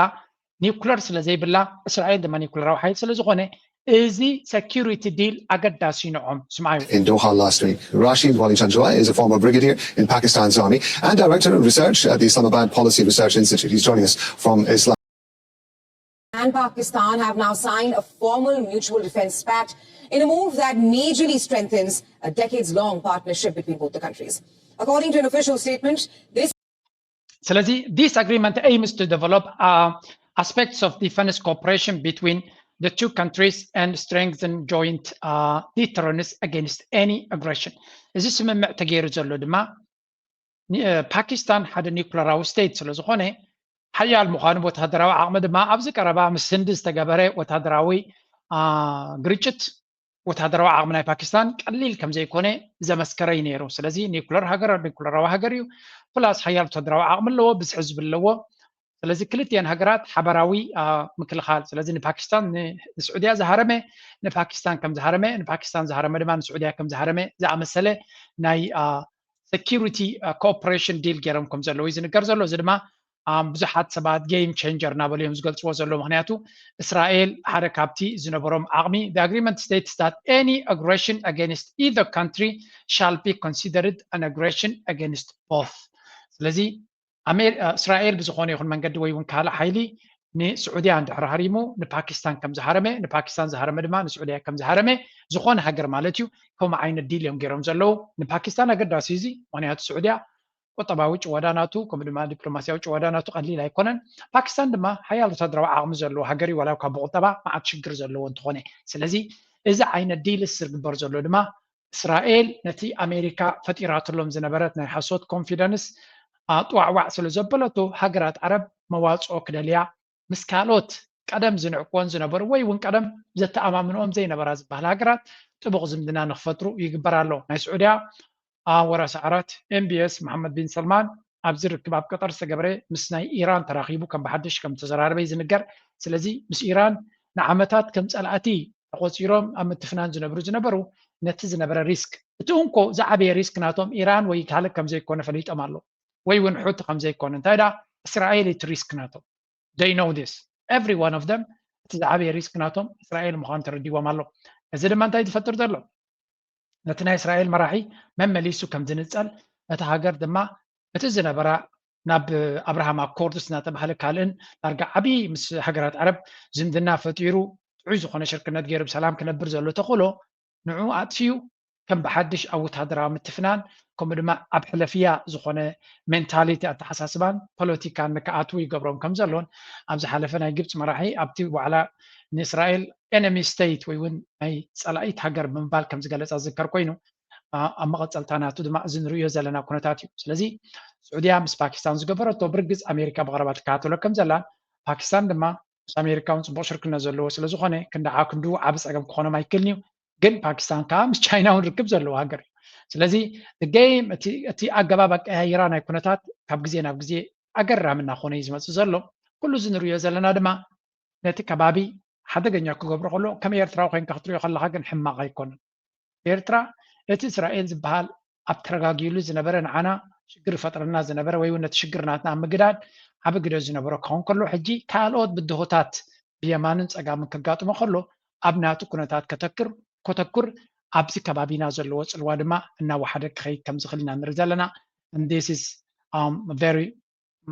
ኣገዳሲ ኩነታት ምዃኑ እዩ ዝንገር ዘሎ ኣብቲ ከባቢ ክፈጥሮ ዝኽእል ኩነታት ድማ ምስ ግዜ ክረአዩ ብርግፅ ካብ ሕጂ ንድሓር ኣብ ሓፂር ግዜ ሓደ ዓብ ነገር ክፍጠር ኢልካ ክትዛረበሉ ትኽእል ነገር ከም ዘይኮነ ምግንዛብ የድሊ but again this is an important development ነዚ እውን በይኑ ክንሪኦ ክንፍትን ኢና ካብ ወፃኢ ግን ኣብ ልዕሊ እስራኤል ዝግበር ዘሎ ሓንቲ ወሲኽና ናብ ኣሜሪካ ክንሰግር ኢና To Brussels now, where EU Foreign Policy Chief Kaja Kallas is proposing far-reaching sanctions on Israel in response to Israel's war in the Gaza Strip and other actions against the Palestinian population. The sanctions would include plans to suspend free trade arrangements on Israeli goods and other measures. Let's have a listen. Today, I presented a robust package of sanctions of Hamas terrorists, extremist ministers in the Israeli government, and violent settlers and entities supporting the impunity going on in the West Bank. The Commission adopted a proposal to partially suspend trade concessions, and I want to be very clear. The aim is not to punish Israel. The aim is to improve the humanitarian situation in Gaza. ኤሮፓ ሕብረት ድማ ገዳ ኣብ ልዕሊ ኤሮፓ ኣቐሚጡ ኣሎ እዚ ድማ ካብ ገለ ኣባላት ሃገራት ብዝግበር ዘሎ ልዑል ፀቕጢ ከም ምዃኑ እምበር እቲ ኮሚሽን ድሌት ከም ዘይነበሮ ካብ ዘረባት ርኢኻ ሕጂ እውን እዚ ገዳ ንገብሮ ዘለና ንእስራኤል ንምቕፃዕ ዘይኮነ እንታይ ደኣ ነቲ ሕሉፍ መንግስቲ ኣባላት መንግስቲ ናይ ነተንያሁ ዝገብርዎ ዘለዉ ነቲ ሰብኣዊ ግህሰታት ገለመለ ንዑ ንምክልኻል እያ ትብል ዘላ ብሓፈሻ ኣብ በዓል ስፔን ዝግበር ዘሎ ልዑል ፀቕጢ ስፔን ኣብ ጉዳይ ናይ እስራኤል ቀዳማይ ደረጃ ሒዛ ሓያል ፀቕጢ ትገብር ዘላ ሃገር እያ ክብሪ ድማ ዝግባእ ሓቂ ንምዝራብ እዚ ንሪኦ ዘለና ኩነታት ድማ ሓደ ብሓደ እስራኤል ንኣሜሪካ ዝነበራ ፅልዋ ንዝነበራ ኩነታት ክቕያር ከም ዝኽእል እዩ ዝገብሮ ዘሎ እስራኤል ዝኸዶ ዝነበራ ኣካይዳ ዝኸዶ ዝነበረን ብሕጂ ክኸዶ ዝኽእልን ንኣሜሪካ መሊሳ ከም ትፅላእን ከም ትንፀልን ይገብራ ኣሎ ንእስራኤል ድማ ብዓብዩ ገለ ካብቶም መሻርክቱ በዓል ኤሮጳ እውን እንተኾነ እገዳ ንክመፆም ይገብር ኣሎ ስለዚ ነተንያሁ ዝወስዶ ዘሎ መንገዲ ምርጫ ዋላ እኳቶም ፖለቲከኛታት ብፍፁም ካብ ጎኒ ናይቲ ክርሕቁ እንተዘይፈተው እቲ ዝግበር ዘሎ ፀቕጢ ብፍላይ በቶም ብህዝቢ ብፖለቲሽንስ ብሚድያ ፐርሶናሊቲስ ብሴሌብሪቲስ ብኩሉ መንገዲ ንህዝቢ ፈለስጤምን ህዝቢ ጋዛን ደገፍ ዝግበር ዘሎ ዳርጋ እቲ ፖለቲከኛታት ካብኡ ክሃድሞ ኣብ ዘይክእሉ በፂሖም ኣለዉ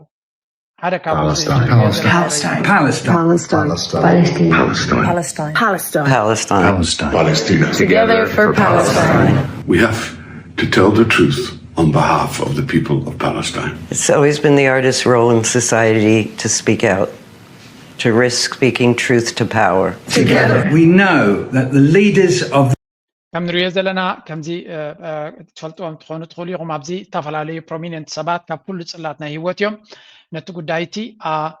ነቲ ፅልዋ ነፍሲ ወከፍ ሰብ ብዙሓት ሰባት ነፍሲ ወከፍ ዘይኮነ ብዙሓት ሰባት ነቲ እስራኤል ትገብሮ ዘላ ካብ ምኹናን ዝተበገሰ ኩሉ ዓይነት ተበግሶታት ነቲ ነተንያሁ ዝገብሮ ዘሎ ኣካይዳ ንነተንያሁን ንስርዓት ናቱን ከምኡ ድማ ንፖለቲካ ናይ ኣሜሪካ እውን እንተኾነ ዝኽተሎ ዘሎ ንምቕያር ምናልባት ዶናልድ ትራምፕ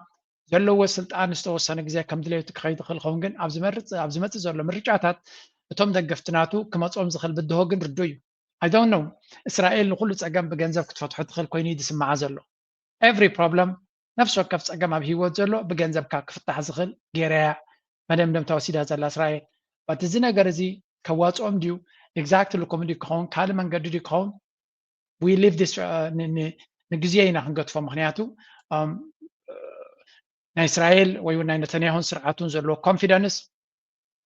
ካልእ ነገር እዩ ዝኾነ ነገር ክትንክፎ ዘይክእል ዝመስሎ ዘሎ ካልእ ኣገዳሲ ለውጢ ኣብዚ እዋን እዚ ንሪኦ ዘለና ድማ ክንርኢ ኢና ቢካዝ ነገራት ንኣሜሪካ ክሳዕ ክንደይ ይቀያየረሎም ከም ዘሎ ክንርኢ ሓደ በሉ A massive military drill has just ended in Europe. It was called Zapad. It was a joint drill between Russia and Belarus. It spanned forests, training grounds, and seas. More than 100,000 troops took part, tanks rolled, fighter jets rode, and warships patrolled the Baltic and Barents Seas. But this year's Apart was not just about Moscow and Minsk. India was there as well. A 65-member Indian contingent joined the military drills, not to take sides, but to train and learn, and to build cooperation and trust. And yet it carried enormous weight and symbolism. It showed India's ability to engage on its own terms. It reflected decades of defense ties with Russia, and it highlighted India's confidence in balancing partnerships. ኣብዚ ዝሓለፈ እዋን ነዊሕ ተዛሪብና ነርና ራሽያ ምስ ቤላሩስ ኣብ ወታደራዊ ምድላዋት ወይ ከዓ ትሬኒንግ ትገብር ከም ዘላን 100,000 ወታደራት ተሳተፍዎ ታንክታት ክሳብ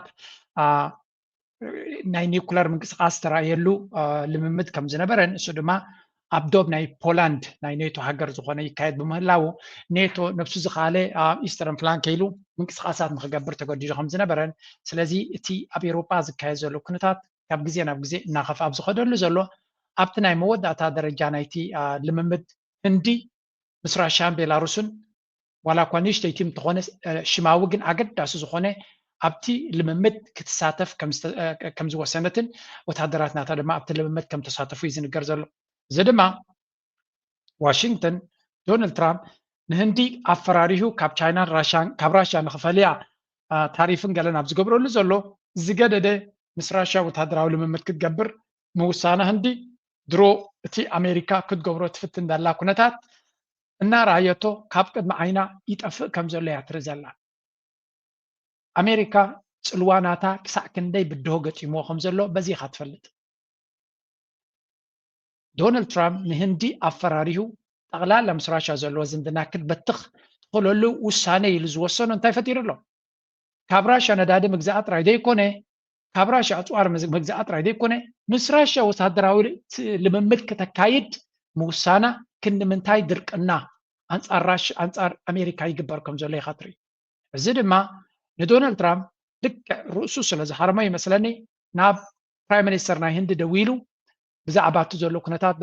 በርዝደይ ናቱ ስለ ዝነበረት ናይ ህንዲ ፕራይም ሚኒስተር እንኳ ሓጎሰካ ምስ ህንዲ ዘሎ ሽግር ክንዘራረበሉ ኢና ዶ ገለገለ ኢሉ ክለሳለስ ጀሚሩ ኣሎ ብሓይሊ ዝፈተኖ ምስራሕ ስለ ዝዓበየ ስለዚ ዘለናዮ መድረኽ እቲ ናይ ዓለምና ኣካይዳ ኣሜሪካ ድሌታ እናገበረት ንዝደልየቶ ትገብሮ ዝነበረት ኩነታት ኣብ መወዳእታ ደረጃ በፂሑ ከም ዘሎ ጥራይ ዘይኮነ ድሌታታ ጓዕፂፃ እሺ ኢላ ናይ ካልኦት ድሌታት ንክትገብር ትግደደሉ ግዜ ኢና ንርኢ ዘለና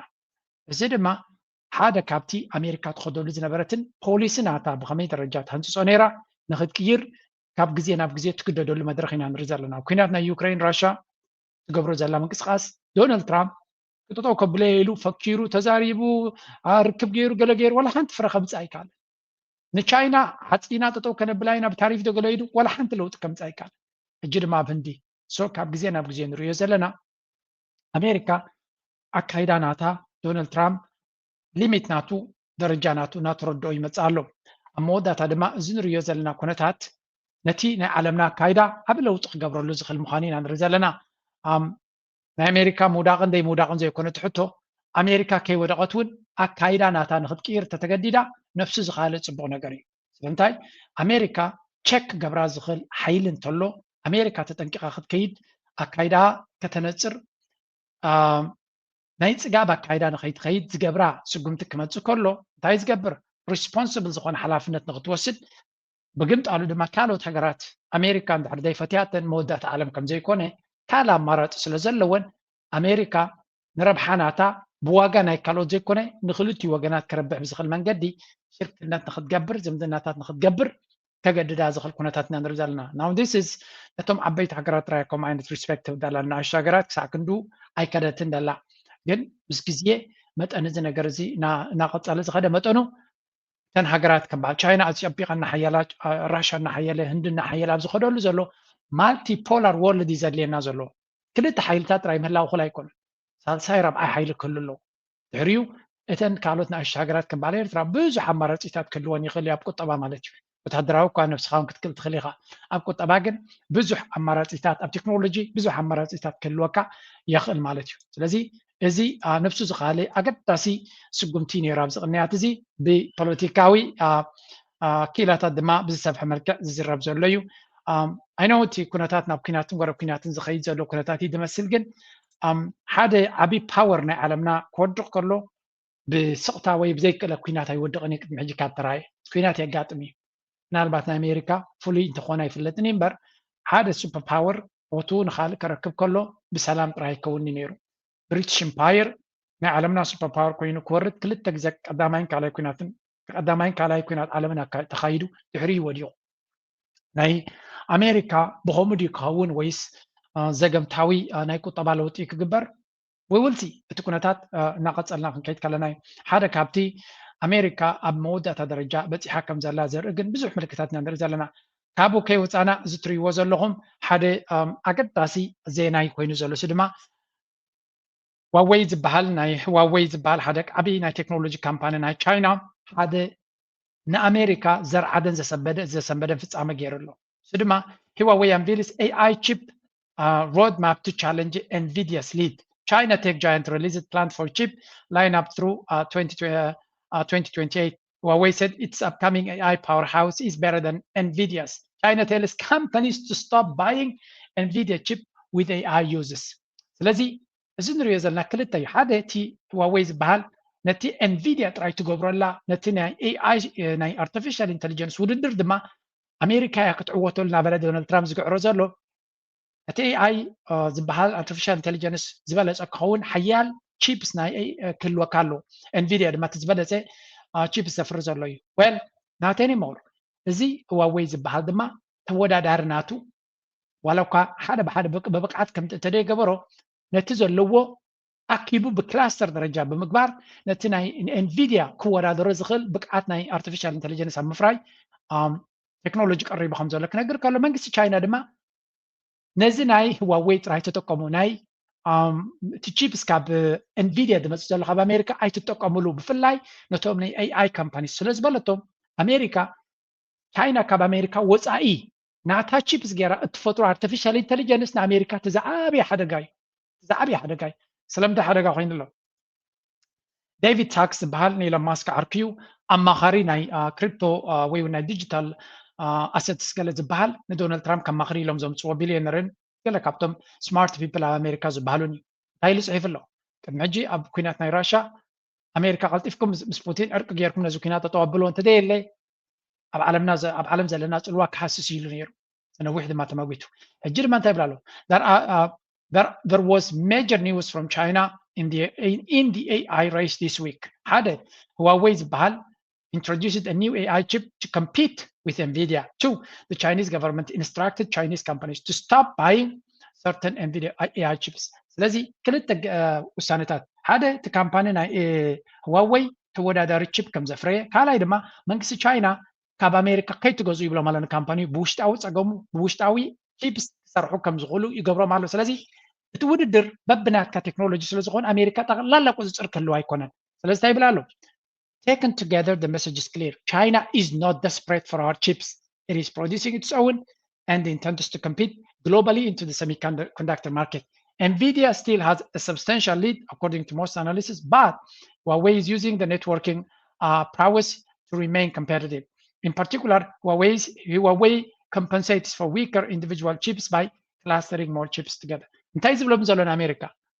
ነዚ ንቻይና ንምውዳቕ ኢልና ቴክኖሎጂ ክንሓቢ ንፍትኖ ዘለና እቲ ዝዓበየ ሓደጋ እዩ ምክንያቱ ቻይና ናቶም ክፈጥሩ ክጅምሩ እዮም ድሕሪኡ ጠቕላላ ክንቋፀሮም ክንክእል ኣይኮናን ስለዚ ንብረትና ንሽጥ ኣሎ እቲ ንብረትና እናገዝኡ ንሳቶም ሓድሽ ምፍጣር ከቋርፅዎ ቴክኖሎጂ ናትና እናተጠቀሙ ብኣና ተፀጊዖም ክኸዱ ንግበሮም እንተዘየለ ቻይና ናቶም ክፈጥሩ እዮም ዝኾነ ይኹን ኣብ ፀወታ ድማ ፅልዋ ክህልወና ኣይኮናን ኢሉ እዩ ዘማኽር ዘሎ ብዙሓት ካልኦትን ከምኡ ብሎ እዮም እዚ ድማ እቲ ዘሎ ውድድር ኣሜሪካ እንታይ ትብል ዘላ ናትና ንብረት ዓፂና ንቻይና ተገዲፍናዮም ቻይና ናቶም ክፈጥሩ እዮም ድሕሪኡ ድማ እቲ ሕጊ ንሕና ክንእዝዞ ኣይኮናን ኣብቲ ውድድር ቻይና ናቶም ተፈጢሮም ድማ ከም ዝስዕርዎም ርግፀኛታት እዮም ምክንያቱ ኣሜሪካ ኣይቲ ፐርሰናል ናቶም ወይ እውን ኣብ ኣይቲ ዝመሃር ዘሎ ጀነሬሽን ናቶም ፃዕሪ ዘለዎም ውሕዳት እዮም ካብ ህንድን ካብ ካልእ ናምፅኦም እዮም ዝዋግኡ ዘሎ እምበር ክንዲ ናይ ቻይና ዓይነት ኢንጂነርስ ብዝሒ ዓቕሚ ፃዕሪ ዲስፕሊን የለን ስለዚ ቻይና እቲ ዘለዎ ሞመንተም እቲ ዘለዎ ሓይሊ እቲ ዘለዎ ምትንሳእ ናቶቶም ዝያዳ ስለ ዘርብሕ ዝያዳ ፃዕራማ ስለ ዝኾኑ ኣብቲ ውድድር ብዝበለፀ ክዕወቱ ክእሉ እዮም ኣሜሪካ ግን ከም ንሪኦ ዘለና እቲ ኣካይዳ ናይቲ መንግስቲ ይኹን ኩሉ ነገር ነቲ AI ካምፓኒስ ዋላ እኳ ፅቡቅ ዕድል እንተለዎም ምስ ናይ ቻይና ደረጃ በመንግስቲ ደረጃ ዝድገፍ ዘሎ ተወዳዲርካ ዶሚኔት ክትገብሮ ከቢድ እዩ so እንታይ ኢሉ መክሮም ኣሎ it is time for Washington to update the assumptions with regard to export controls American chip companies must be allowed to sell the American technology stacked abroad albeit with security requirements else we forfeit to DII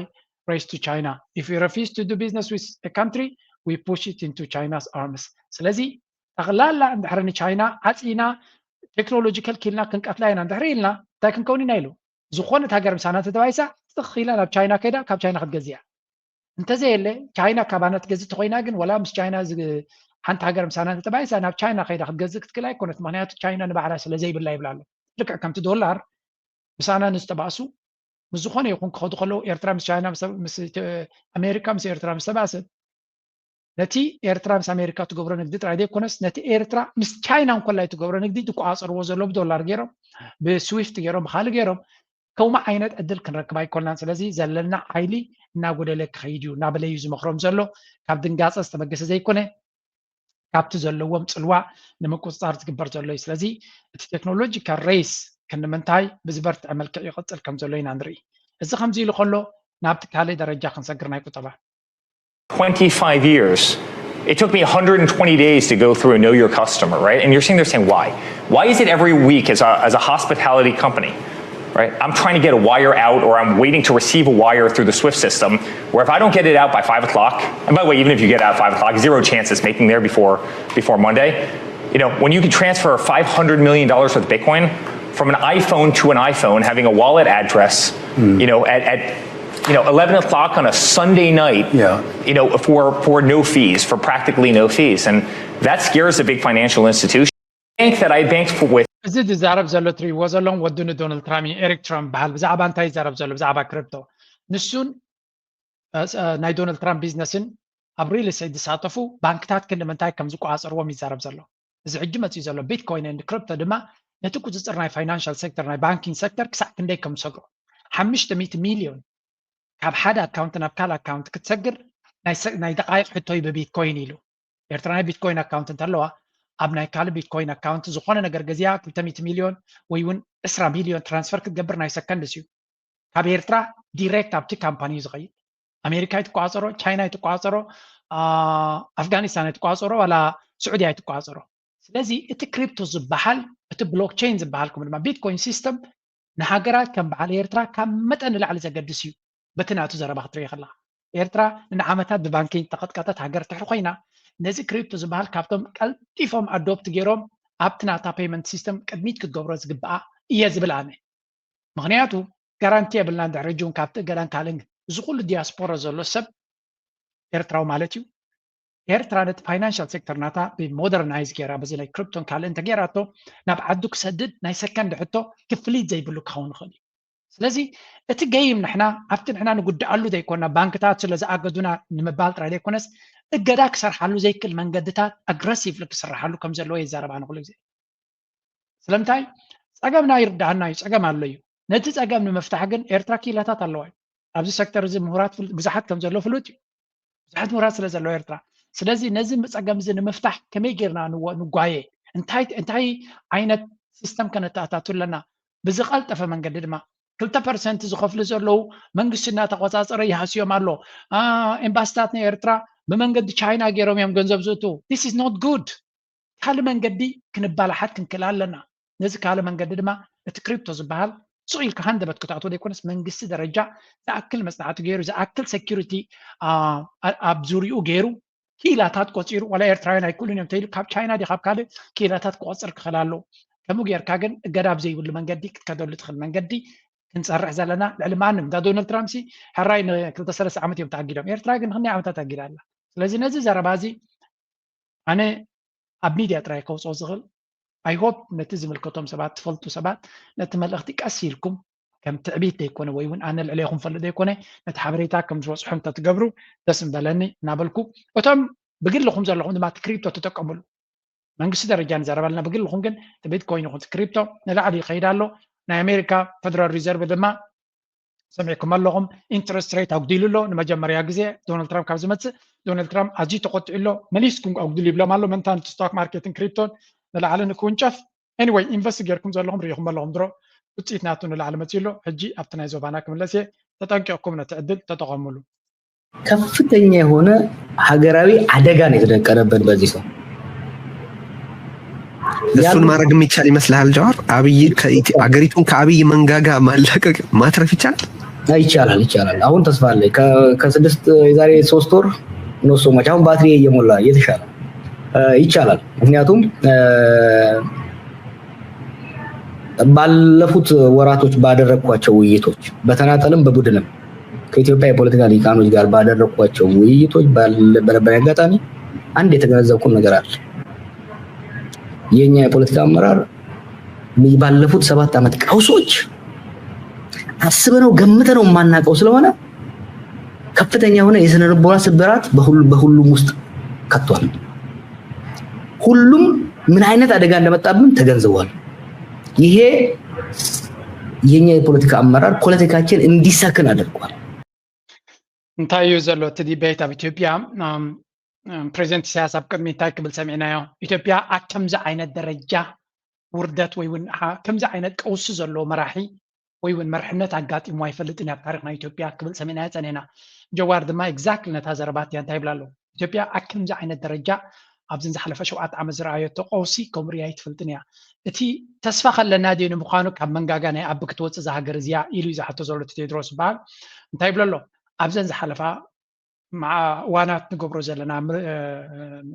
ርክባት ክሪዮ ከለኹ ተስፋ ዝህብ እዩ ምክንያቱ ቅድሚ ዝተወሰነ ግዜ ከምኡ ክትገብር እውን ዘይሕሰብ ነይሩ ተኣቢ ፈጢርዎ ዝነበረ እናመቃቐልካ ነቲ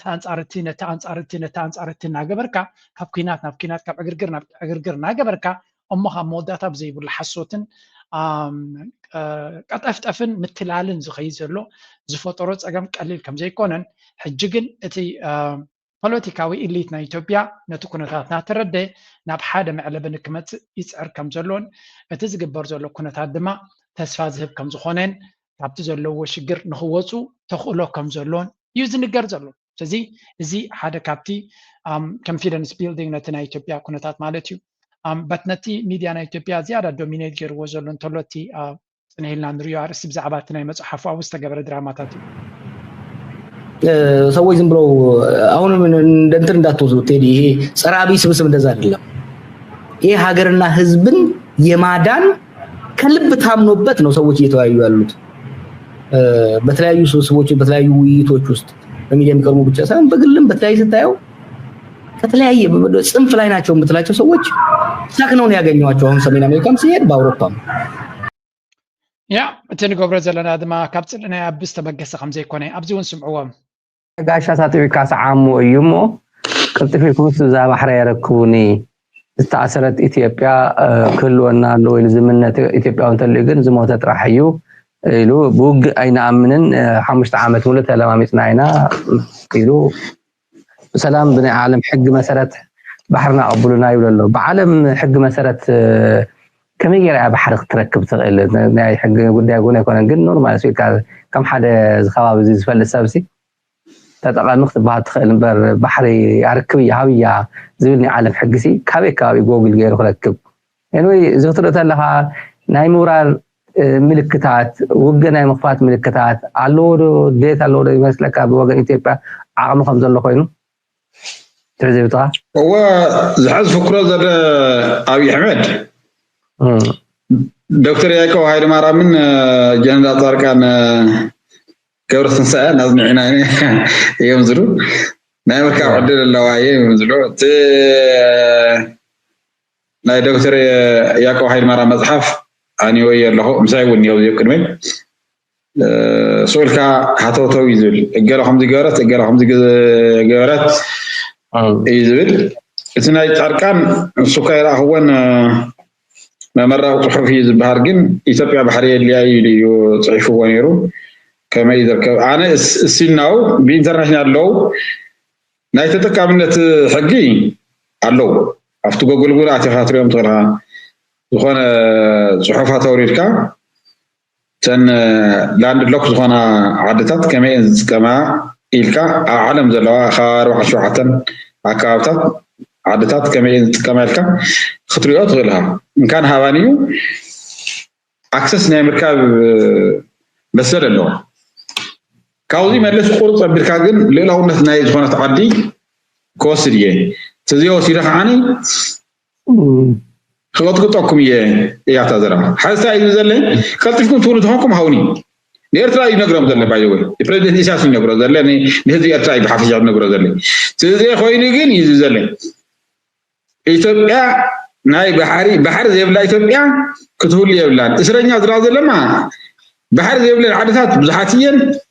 ኣብ ጎነን ዘሎ ባሕሪ ሃይጥቀማ እየን ለልጆቻችን መሸጋገር አለበት ብሎ ማመን ተገቢ ሐሳብ አይደለም። ይሄን ለማሳካት ውጊያ ግጭት ያስፈልጋል ብለን አናምንም። ለዚህም ነው ለ5 ዓመታት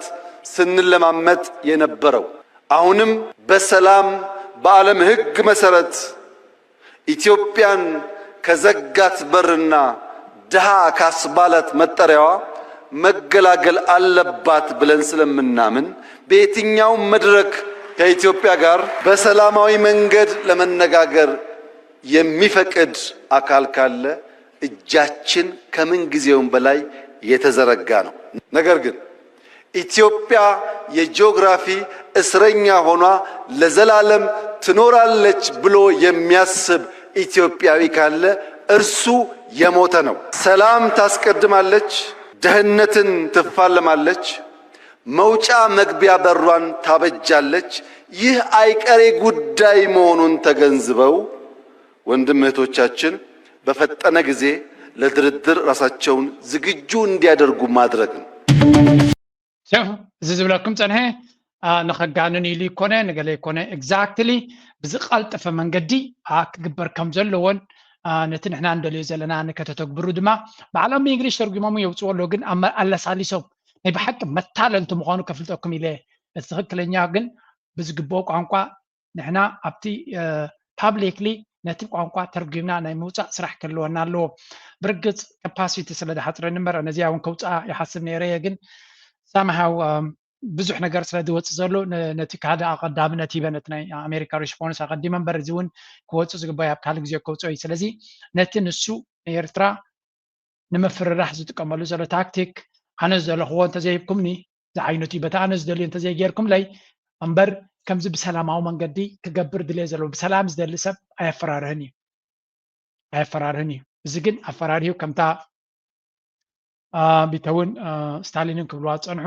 ኣገዳሲት እዚ ድማ ብወገን ትግራይ እውን ከምኡ ዓይነት መረዳእታ ንኩሉ ዝግበር ዘሎ ፃዕሪ ናይቲ ሚድያ ኣገዳሲ እዩ። እዚ ከዓ ኣስተውዒልና ክንሪኦ ኣለና ብኩሉ መንገዲ ኮንሲስተንት ዝኾነ ምርድዳእ ተመሳሳሊ ምርድዳእ ክህሉ ከሎ ፅቡቅ እዩ። ኣብዚ መፅሓፉ ዘመርቀሉ ዝነበረ ድራማታት ካንቐፅል አብይ አህመድና አቶ ጌታቸው ረዳ የትናንት ንግግሮች አሁንም መነጋገሪያ ሆነው ቀጥሏል። የብልጽግናው ፕሬዝዳንት ስለ ቀይ ባህር ለ5 ዓመታት መለማመጣቸውን ገልጸው የሞተና ተንቀሳቃሽ ሮቦት የሚል ስድብንም ለሰዎች ሰጥተው ሲናገሩ ተሰምተዋል። ጌታቸው ረዳም አብይን ለማወደስ ሌሎችን ሲሰድቡ ነው የተደመጡት። የህወሓቱ ሰው ጌታቸው ረዳም የፖለቲካ ድንኪሏቸው የነበሩትን ሰው መወደስ ለማቅረብ የሚሰሩትን ስራ የማይላቸውን ደንቆሮ ነው በሚል ስድብ አጅበው ነው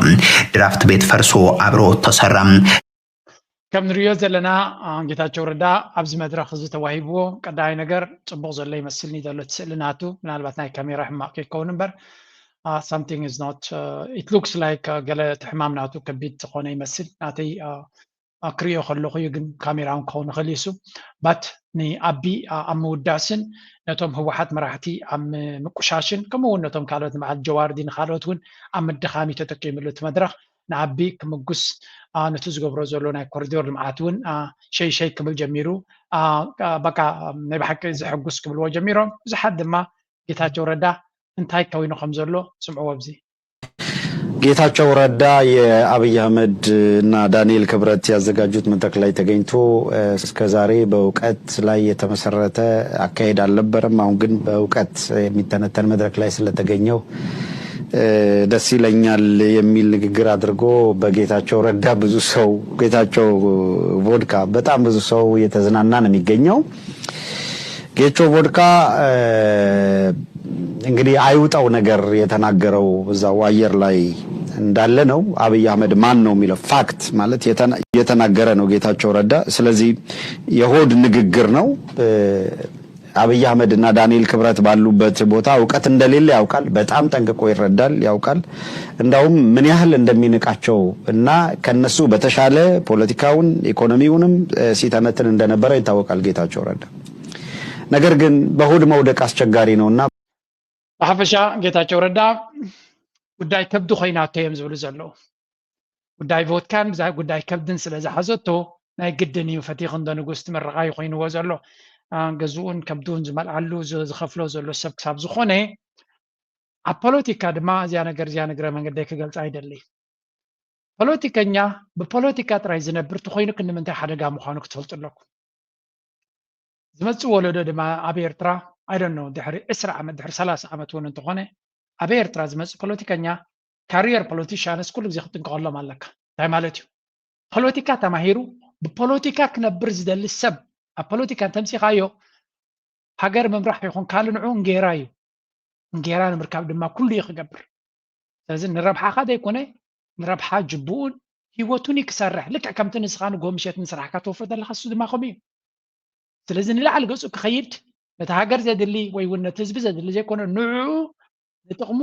ንረብሑ ዘድልዮ ነገር ንክገብር ክግደድ እዩ that's why ካብ ፖለቲካ ምውፃእ ሓደ ሱዳናዊ ምሁር ዝገበሮ መሐመድ ሞ ይብልዎ ሓደ ሰብ ካብ ፖለቲካ ምስ ወፀ መራሒ ናይ ሃገር ጅገለ ፅቡቕ ደሞዝ ክግበረሉ ክኽእል ኣሎ ካብቲ ኣብ መንግስቲ ከሎ ዝወሃበ ደሞዝ ካብቲ ስልጣን ምስ ወረደ ዝወሃበ ደሞዝ ክበዝሕ ኣለዎ ዝብል እምነት ኣለና ምክንያቱ ኣብ ፅቡቕ ስልጣን ዝነበረ ካብኡ ምስ ወረደ ዝጥፍሽ እንድሕር ኮይኑ you have a big problem ኣብ ኮራፕሽን ክነብር እዩ ካብ ስልጣን ንኸይወርድ ክፅዕር እዩ ኣብ ኣፍሪካ ድማ ብዓብዪ ፀገም እዩ ፖለቲከኛ ከሎ ፅቡቕ ደሞዝ ዘሎ ዋላ ብኤሮፓ ሕብረት ሕጂ ፀገም ኮይኑ ዘሎ እዮም ዝብሉ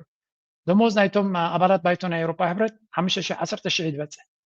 ኖርማሊ ካብ ስፔን ክመፁ ከሎ 2,000 ዝነበረ መምህር እንድሕር ኮይኑ ደሞዙ ኣብ ኤሮፓ ሕብረት እስከ 6,000 ወስድ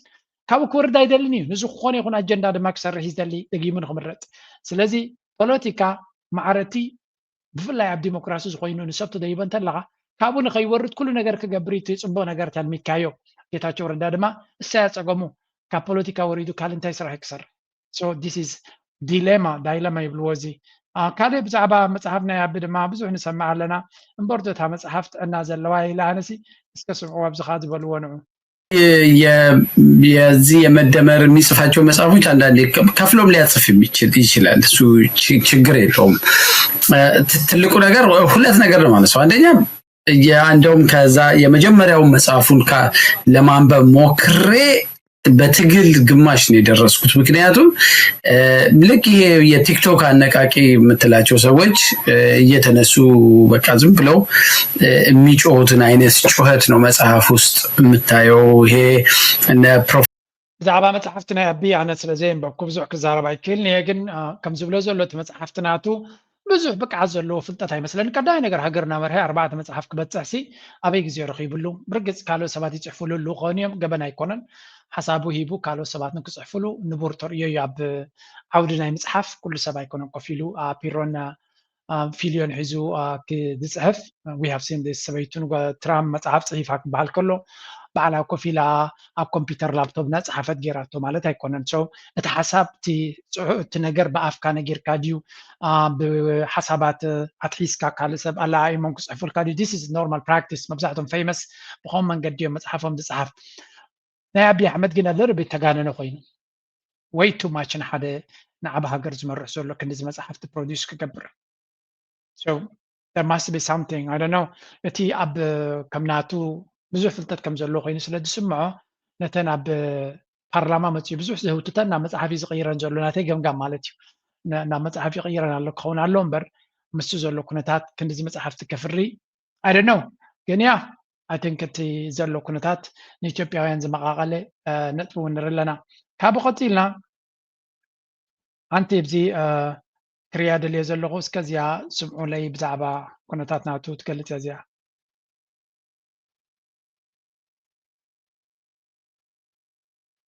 ዝርዝሩን ይወቀው አይወቀው እርግጠኛ መሆን ባይቻልም በዓለም አቀፍ ማህበረሰብ ዘንድ ባለው መገንዘብ ግን በ2018 ማለትም በ2010 በእኛ በኢትዮጵያና በኤርትራ መካከል ሰላም ወረደ ሲባል ኢትዮጵያ አክሴፕት አድርጋለች የአልጀርሱን አግሪመንት እንደ ባውንደሪ ኮሚሽኑን ሩሊንግ ተቀብላለች የሚል መረጃ ነው ያለው። እንግዲህ ከም ንሪኦ ዘለና እንታይ ዝበሃል ዘሎ እዚ ዘረባ እዚ ኣብቲ ሚድያ ናይ ኣምሓራ ክወፅእ ከሎ ድማ ኣገዳሲ እዩ። ኣብ 2018 ኣብይ ኣሕመድ ንውዕል አልጀርስ ኢህወደግ ተቀቢልዎ እንድዩ ኣነ ከተግብሮ ጥራየ ነቲ ዝተቀበልዎ ዝቅበል ዘለኹ ብምባል ንውዕል አልጀርስ ተቀቢልዎ ነይሩ እዩ። ስለዚ ማሕበረሰብ ዓለም በዚ ጉዳይ እዚ እውን ኤርትራ ዝያዳ ሕቶ ክትገብር ወይ እውን ፀቕጢ ንክትገብር መዘኻኸሪ ኮይኑ ይስምዓና። ስለዚ ደጊምና ደጋጊምና ነቲ ዘሎ ኩነታት ቶም ኣብ ኤክስፖዝ ክትገብሩ ትኽእሉ ብኩሉ መንገዲ ኣብ ፖስት እናገበርና ኤክስፖዝ እናገበርና እናፀሓፍና ንክንከይድ ብዘየገድስ ኣብ ዘበና ኣርቲፊሻል ኢንተሊጀንስ ብዝደለኻዮ ቋንቋ ብትግርኛ ፅሒፍካ ናብ እንግሊሽ ከተተርጉሞ ትኽእል ኢኻ። ኤቭሪቲንግ ኢዝ ፖስብል። ስለዚ ቋንቋ ይክእል ነገለ ኢልካ ካብ ምፅሓፍ ወይ ካብ ገለ ዓደይቱ ባዕሉ ዩዝ ኤአይ ካን ሄልፕ ዩ ኢን ማኒ ቲንግስ ምትርጓም ድዩ ኣብ ገለ መለ ኣብኡን ክሕግዘኩም ይኽእል እዩ። ንግረ መንገድኩም ድማ ኣገዳሲ ትምህርቲ ክትወስዱ ትኽእሉ። ንቐፅል ኣብዚ እውን ንስማዕ። መቐለ በተደጋጋሚ ሰብ ኣልቦ ነፋሪት ትረአ ከም ዘላ ተሓቢሩ እታ ድሮን ከምቲ ዝተባሃለ ንኣመራርሓ ንምቕፃል ዶ ወይስ ምንቅስቃስ ንምክትታል ዝብል ናይ ብዙሓት ሕቶ እዩ። ናብ 6 መስከረም 2018 ዓመተ ምህረት ኣብ ዘወግሕ ካብ ሰዓት 10:40 ክሳብ ርዕ ጎደል 11 ለይቲ ኣብ ልዕሊ ሰማይ ትግራይ ድሮን ኣብ ቀረባ ርሕቀት ክትዛውን ከም ዝሓደረ ዝወፁ ሓበሬታታት የመልክቱ። ድምፂ እታ ድሮን ኣዝዩ ረባሽን ድቃስ ዝኸልክልን ከም ዝነበረ ዝሕብሩ እቶም ፍልፍላት ድሮናት ስርዓት ኣብይ ኣሕመድ ናብ ትግራይ ዝገብርኦም ምልልስ ግና 6 መስከረም ፈላማይ ከም ዘይኮነ ይጠቕሱ። ለይቲ ብተደጋጋሚ ድሮናት ኣብ ክልል ኣየር ትግራይ እንትዛውና ከም ዝሓድራ ሕወሓት እውን ኣብ መግለፂኡ ጠቂስዎ ነይሩ እዩ። እቲ ተግባር መቐፀልታ ናይቲ ኣብ ፓርላማ ዝቐረበ ምፍራሕ ከም ዝኾነ ዝጠቕሱ ገለ ወገናት ህዝቢ ቀሲኑ ንኸይድቅስ ክፈርሕ ክሽቁረርን ብፍላይ ድማ ንኣዴታትን ህፃናትን ናብ ሻቅሎት ዘእቲ ፀረ ህዝቢ ተግባር ይብሉ። ከምኡ እውን እቲ ተግባር ብቐጥታ ንውዕሊ ፕሪቶርያ እውን ናብ ሓደጋ ዘእቱን ኣብይ ኣሕመድ ኣብ ልዕሊ ህዝቢ ትግራይ ዘለዎም ዘይዛሬ ሕልምን ትልምን ጆኖሳይድ ዘርእን ምዃኑ ብዙሓት ይገልጸለዉ። ስርዓት ብልፅግና ንፖለቲካውን ወተሃደራውን ኣመራርሓ ንምቕፃል ኣብ ዝሓለፈ ዓመት ወርሒ ሰነ ድሮናት ናብ ትግራይ ልኢኹም እምባሩ ኣብቲ እዋን ተፀብፂቡ ነይሩ እዩ። እተን ሕዚ ኣብ ሰማያት ትግራይ ብፍላይ ድማ ከተማ መቐለ እናዘራ ዝሓድራ ዘለዋ ድሮናት ከም ተመሳሳሊ ተግባር ንምፍፃም ዶ ወይስ ንኻሊእ ዕላማ ዝወፀ ዝርዝር ሓበሬታ የለን። ግዝያዊ ምምሕዳር ይኹን ሰራዊት ትግራይ ከምኡ እውን ሕወሓት ግና ኣብዚ ጉዳይ ከም ትሪእዎ ዘለኹም ኣብይ ኣሕመድ ድሮናት ናቱ ናብ መቐለ ናብ ትግራይ እንተስ ከፈራርህ እንተስ ለያው ሓበሬታ ክገብር ብዙሕ ከም ዝመላለሰ ዘለዎ እዩ ዝንገር። ኣይ ቲንክ እቲ ብወገን ትግራይ ዘሎ ህዝቢ እውን ተመሳሳሊ መረዳእታን ኩነታትን እዩ ዘለዎ። ኣብዚኣ ስምዕዋ እስከ ሮ መንግስቲ ፌደራል ናብ ዓሰብ ድዩ ክኸይድ ፈለማ ወይስ ኣብ ትግራይ ዘሎ ኩነታት እዩ ከፅርህ ዝብል ዝተፈላለዩ ሓሳባት ይርኢ ኣለኹ። እንታይ ድሌቱ ዝብል እስቲ ክንርኢ። ሕዚ እቲ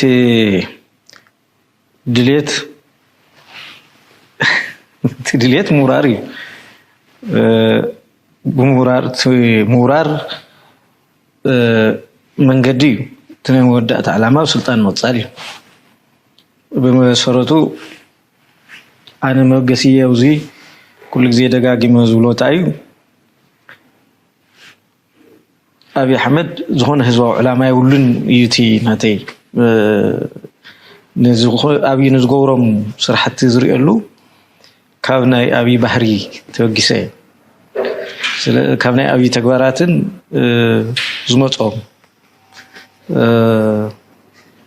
ዝመፀሉ እዋን ዝወሰዶም ስጉምትታት ክትርኢ ከለካ ዝኾነ ህዝባውነት የብሉን። መልዓሊኡ መርአይኡ ናይ ውልቁ ስልጣን ህዝባዊ ዝኾነ ስርዓት ሰብ ጥሜት እናሞተ ኣብ ድኽነት እናነበረ ብዙሕ ማሕበራዊ ቀውሲ ኣብ ዘለሉ ኣፅዋር እናገዝአ ንህዝቢ እናደደበን እናፈናቐለን እናጥፍአን ኣይውዕልን። ስለዚ ኩሎም ክገብሮም ዝኽእል ስጉምትታት ወይ ቅድሚ ህዝቡን ዝገብሮም ዘሎ ስጉምቲ ህዝባዊ ኣጀንዳ ዘሎም ኣይኮኑን። ልምዓት ንምምፃእ ፍትሒ ንምርግጋፅ ወይ ናይ ኢትዮጵያ ልዕልና ንምርግጋፅ ኣይኮነን፣ ናይ ውልቂ እዩ። ስለዚ ምስቲ ኣታሒዝካ ዘለዓልካዮ ሕቶ أبي كور كم زخيل بتدقاقامي يقلص له بقالع مالتي ونا يكونن يا كم زان رياض لنا هنا كابكالوتن ملس تواهبون ريو بزي سمعوا برهان جلا أوزري إذا لو محازتن نفس قرايد فلتوين بقول عنه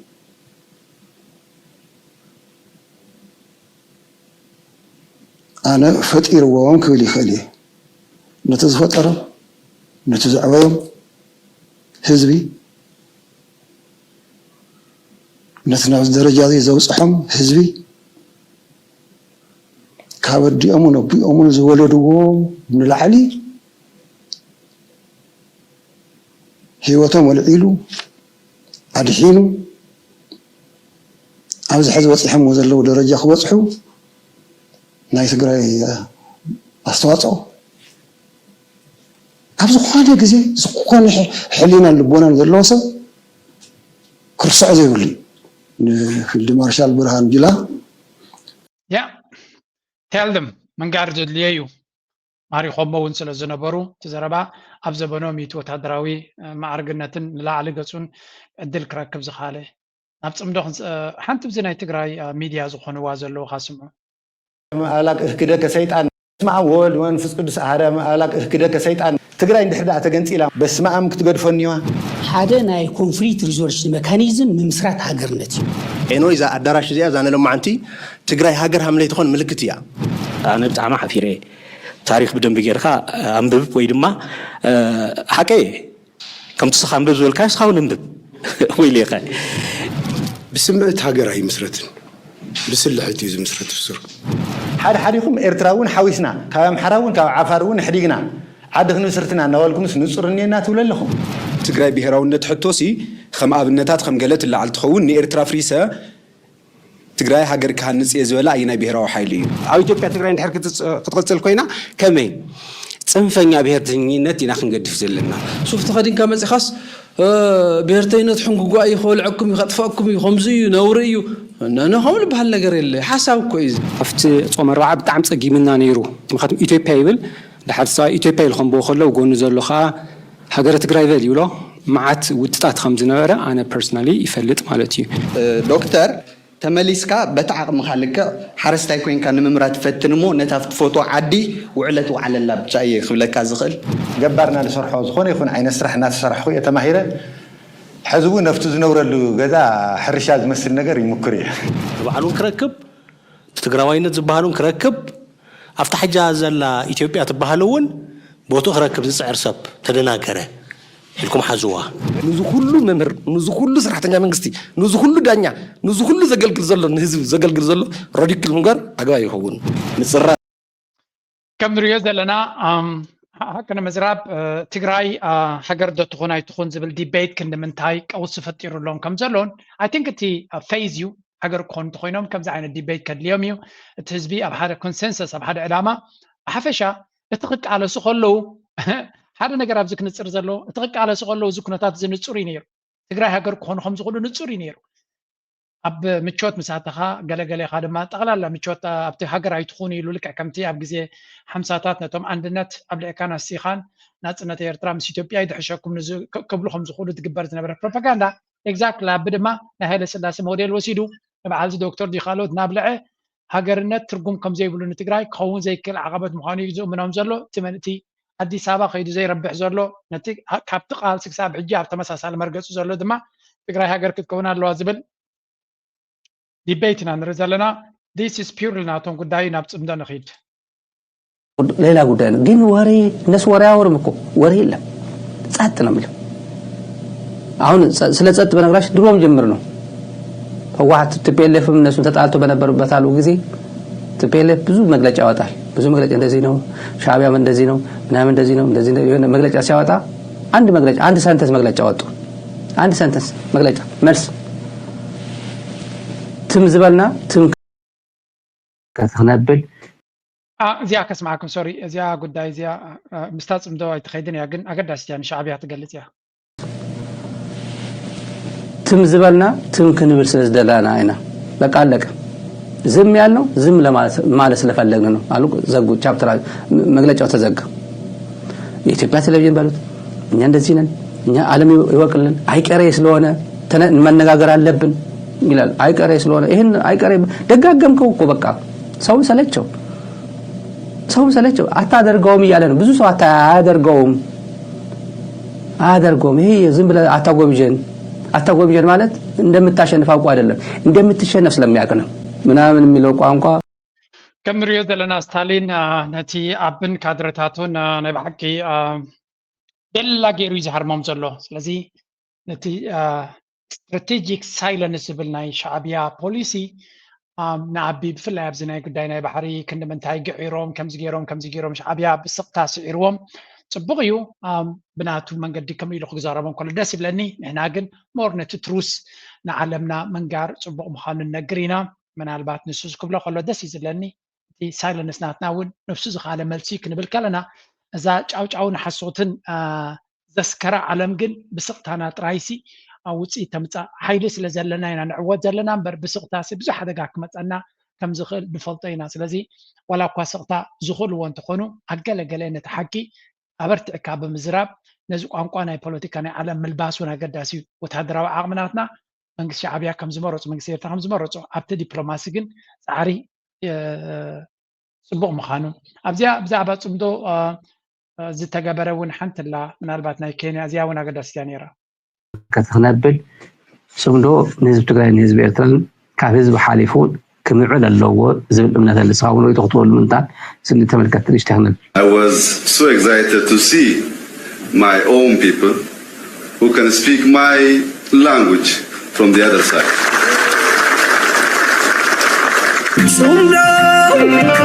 Ergan kun iduma isimma ነቶም ቦሮና ኣብቲ ኦሮሞ ኣብ ኢትዮጵያ ዘለውን ኬንያ ዘለውን ንክዛረብ ከሎ እዩ ደስ ኢሉኒ ህዝበይ ብክልቲኡ ወገን ዘለዉ ናይ ብሓቂ ብሓደ ክሰርሑ ከም ዘለዉ ይዝብል ዘሎ ኦሮሞ ኣብ ኢትዮጵያ ዘለውን ኬንያ ዘለውን ከምኡ ዓይነት ቋንቋ ብኤርትራ ዘለውን ብኢትዮጵያ ዘለውን ፅምዶ ክገብሩ ከለዉ ግን ኣለርጂ ኮይኑዎ ኣሎ must be something እዚ እውን ነቲ ዝግበር ዘሎ ብፍላይ ብወገን ተጋሩ ነቲ ኩነታት ፅቡቅ ገይሮም ንክርድዎ ዝገብር ብወገን ኤርትራ እኳ ኣቐዲሙ ስለተረድአ ብዙሕ ሃቡታት ግዜ ክነጥፋ ይንኽእል ኢና። እስከ መማቕርቲ ንእሽተይ ክንበኩም እሞ ናብቲ ናይ ኤርትራ ክሰግር እዚ ዘይኮነሲ መበል 4ይ ከልቢ እዚ መበል 6 እዩ ኣክቹዋሊ ኣብዛ ዓዲ ኣዳፕት ክገብር ማለት እዩ። እቲ መበል 4ይ ከልበይ ሆምለስ እዩ ነይሩ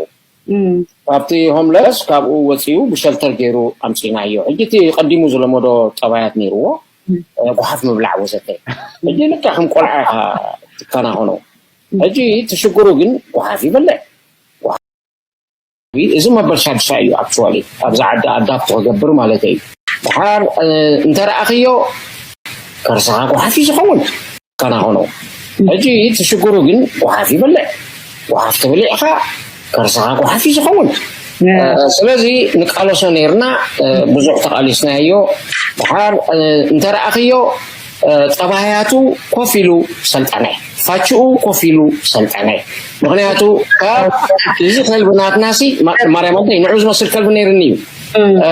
ድሓር ከዓ ሆምለስ መፂኡ ጓሓፍ ስለ ዝበልዕ ሓንቲ ፅቡቕ ነገር ካብ ኣፍ ክወፅእ ኣይክእልን እዩ ጓሓፍ ኢን ጓሓፍ ኣውት ይብሎ እንታይ እዩ እሱ ከዓ ጃንክ ኢን ጃንክ ኣውት እዚ ርስሓት ምብላዕ እንተዘይገዲፍካ ካልእ ርስሓት ካብ ምውፃእ ጠጠው ከተብል ኣይትኽእልን ኢኻ እሞ እዚ መድሓንካ ይቐኒየለይ ኣብቲ ገዛኡ ኮይነ ነዚ ናይ ኤርትራ ፕሬዚደንት ኣብ ደገ ገብረ ባዱራይ ነዛ ትራሽ ትብል ስቀድሕ ካለይ ኢልኩም እስከ ንገሩለይ ኣነ ጠሚቆዮ ተቃለይ ዲኻ ወሲድካለይ ስለምንታይ ፅቡቅ ጌርካ ዘይጠቐስካ ናም ኪዲንግ ትራሽ ኢን ትራሽ ኣውት ኢልዎ ስለዚ እዚ እውን ሓደ ነብሱ ዝኻለይ ፖለቲካ ናይ ደንበ ተቃውሞ ኣብ ምንታይ ወሪዳ ከም ዘላ ንክንፈልጥ ኢለ ጥራይት ክሬዚ ኢልና ንሓልፎ ነዚ ብዙሕ ኣብኡ ኮሜንት ክንገብራ ይንኽእል ኢና ግን እቲ ፀገም ካብ ግዜ ናብ ግዜ እናጎልሐ ይኸይድ ኣሎ። ብጉዳይ ናይ ፅምዶ ብወገን ዓፋር ዝወፅእ ዘሎ ሓበሬታ ድማ ከም ንሪኦ ዘለና ኣቢ ኣብ ዓፋር ዘበገሳ እውን ካብ ግዜ ናብ ግዜ እናሞተት ትኸይድ ከም ዘላን ህዝቢ ዓፋር ካብ ግዜ ናብ ግዜ ናብ ኤርትራ ገፁ ይውሕስ ከም ዘሎን ኣብይ ኣሕመድ ድማ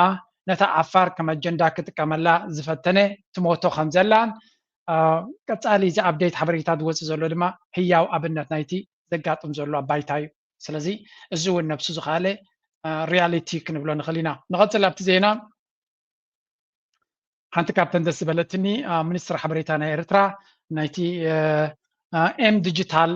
ፈነወታት ሬድዮን ቴሌቭዥንን ብናይ ቻይና ኬላታት ስልጠና ይወሃቦም ከም ዘሎ ዝገልጽ ሓበሬታ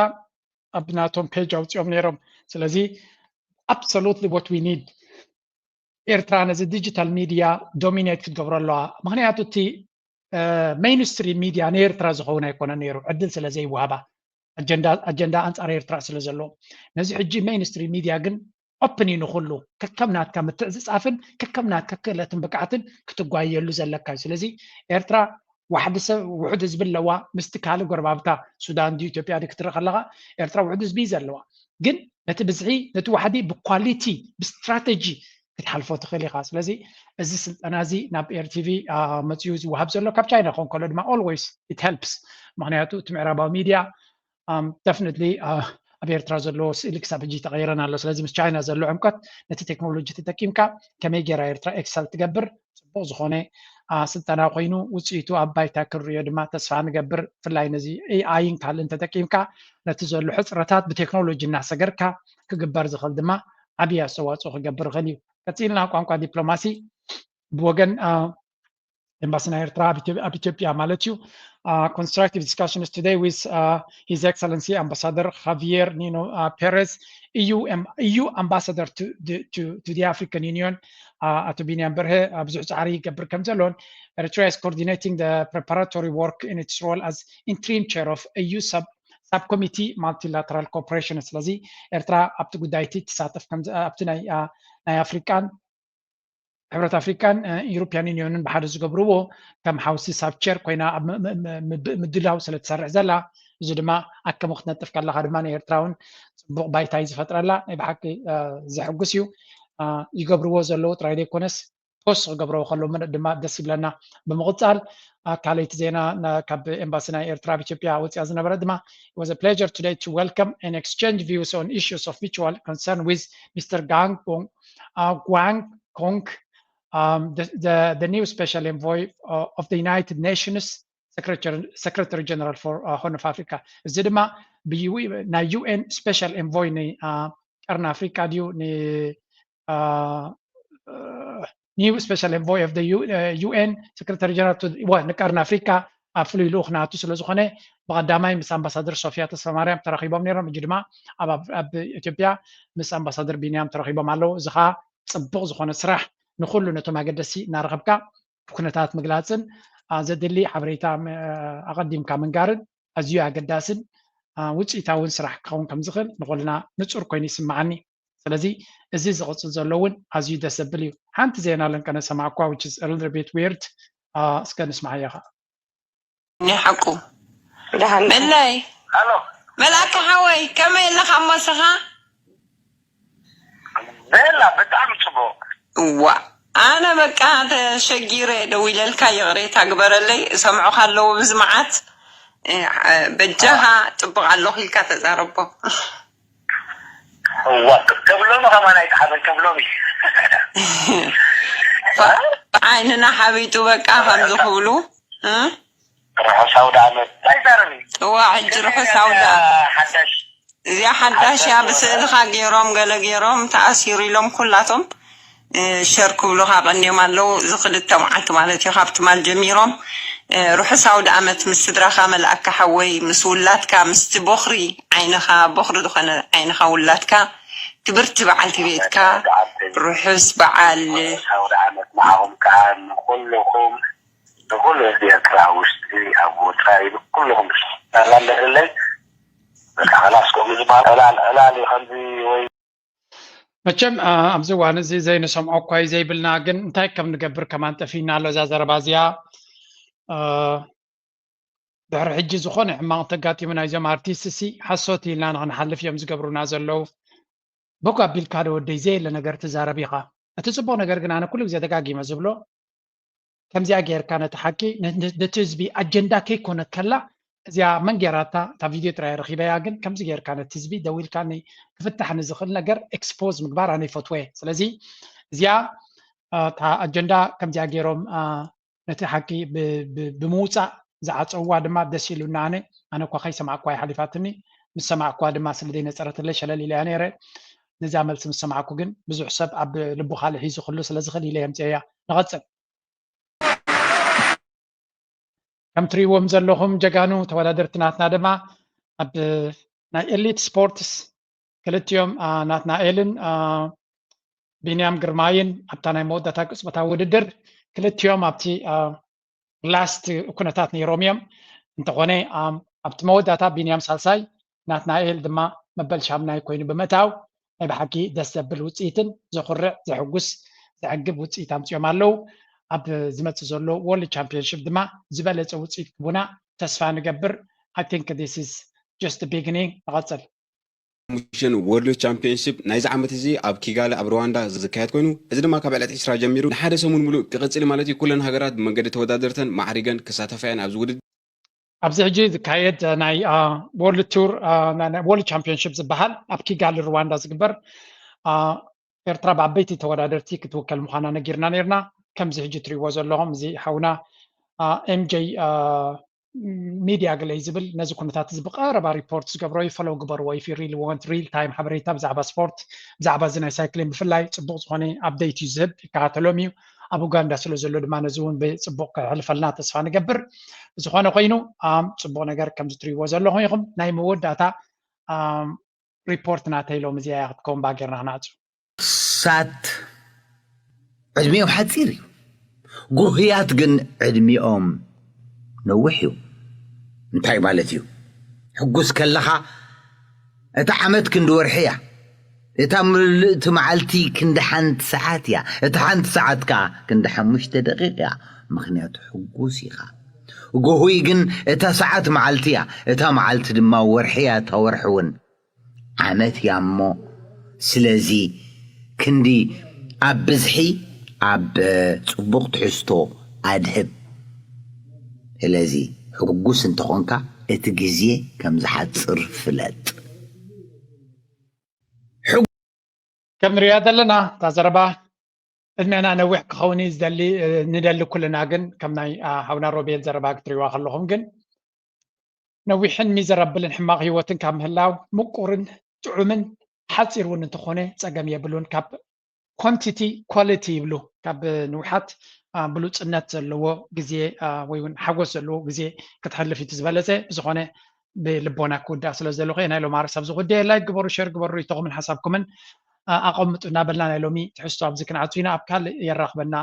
ላይክ ምግባር ሰፖርት ምግባር ድማ ከም ወትሩ መተሓሳሰብ እናበልና ምዝያ ደርፊ ክንሰናበተኩም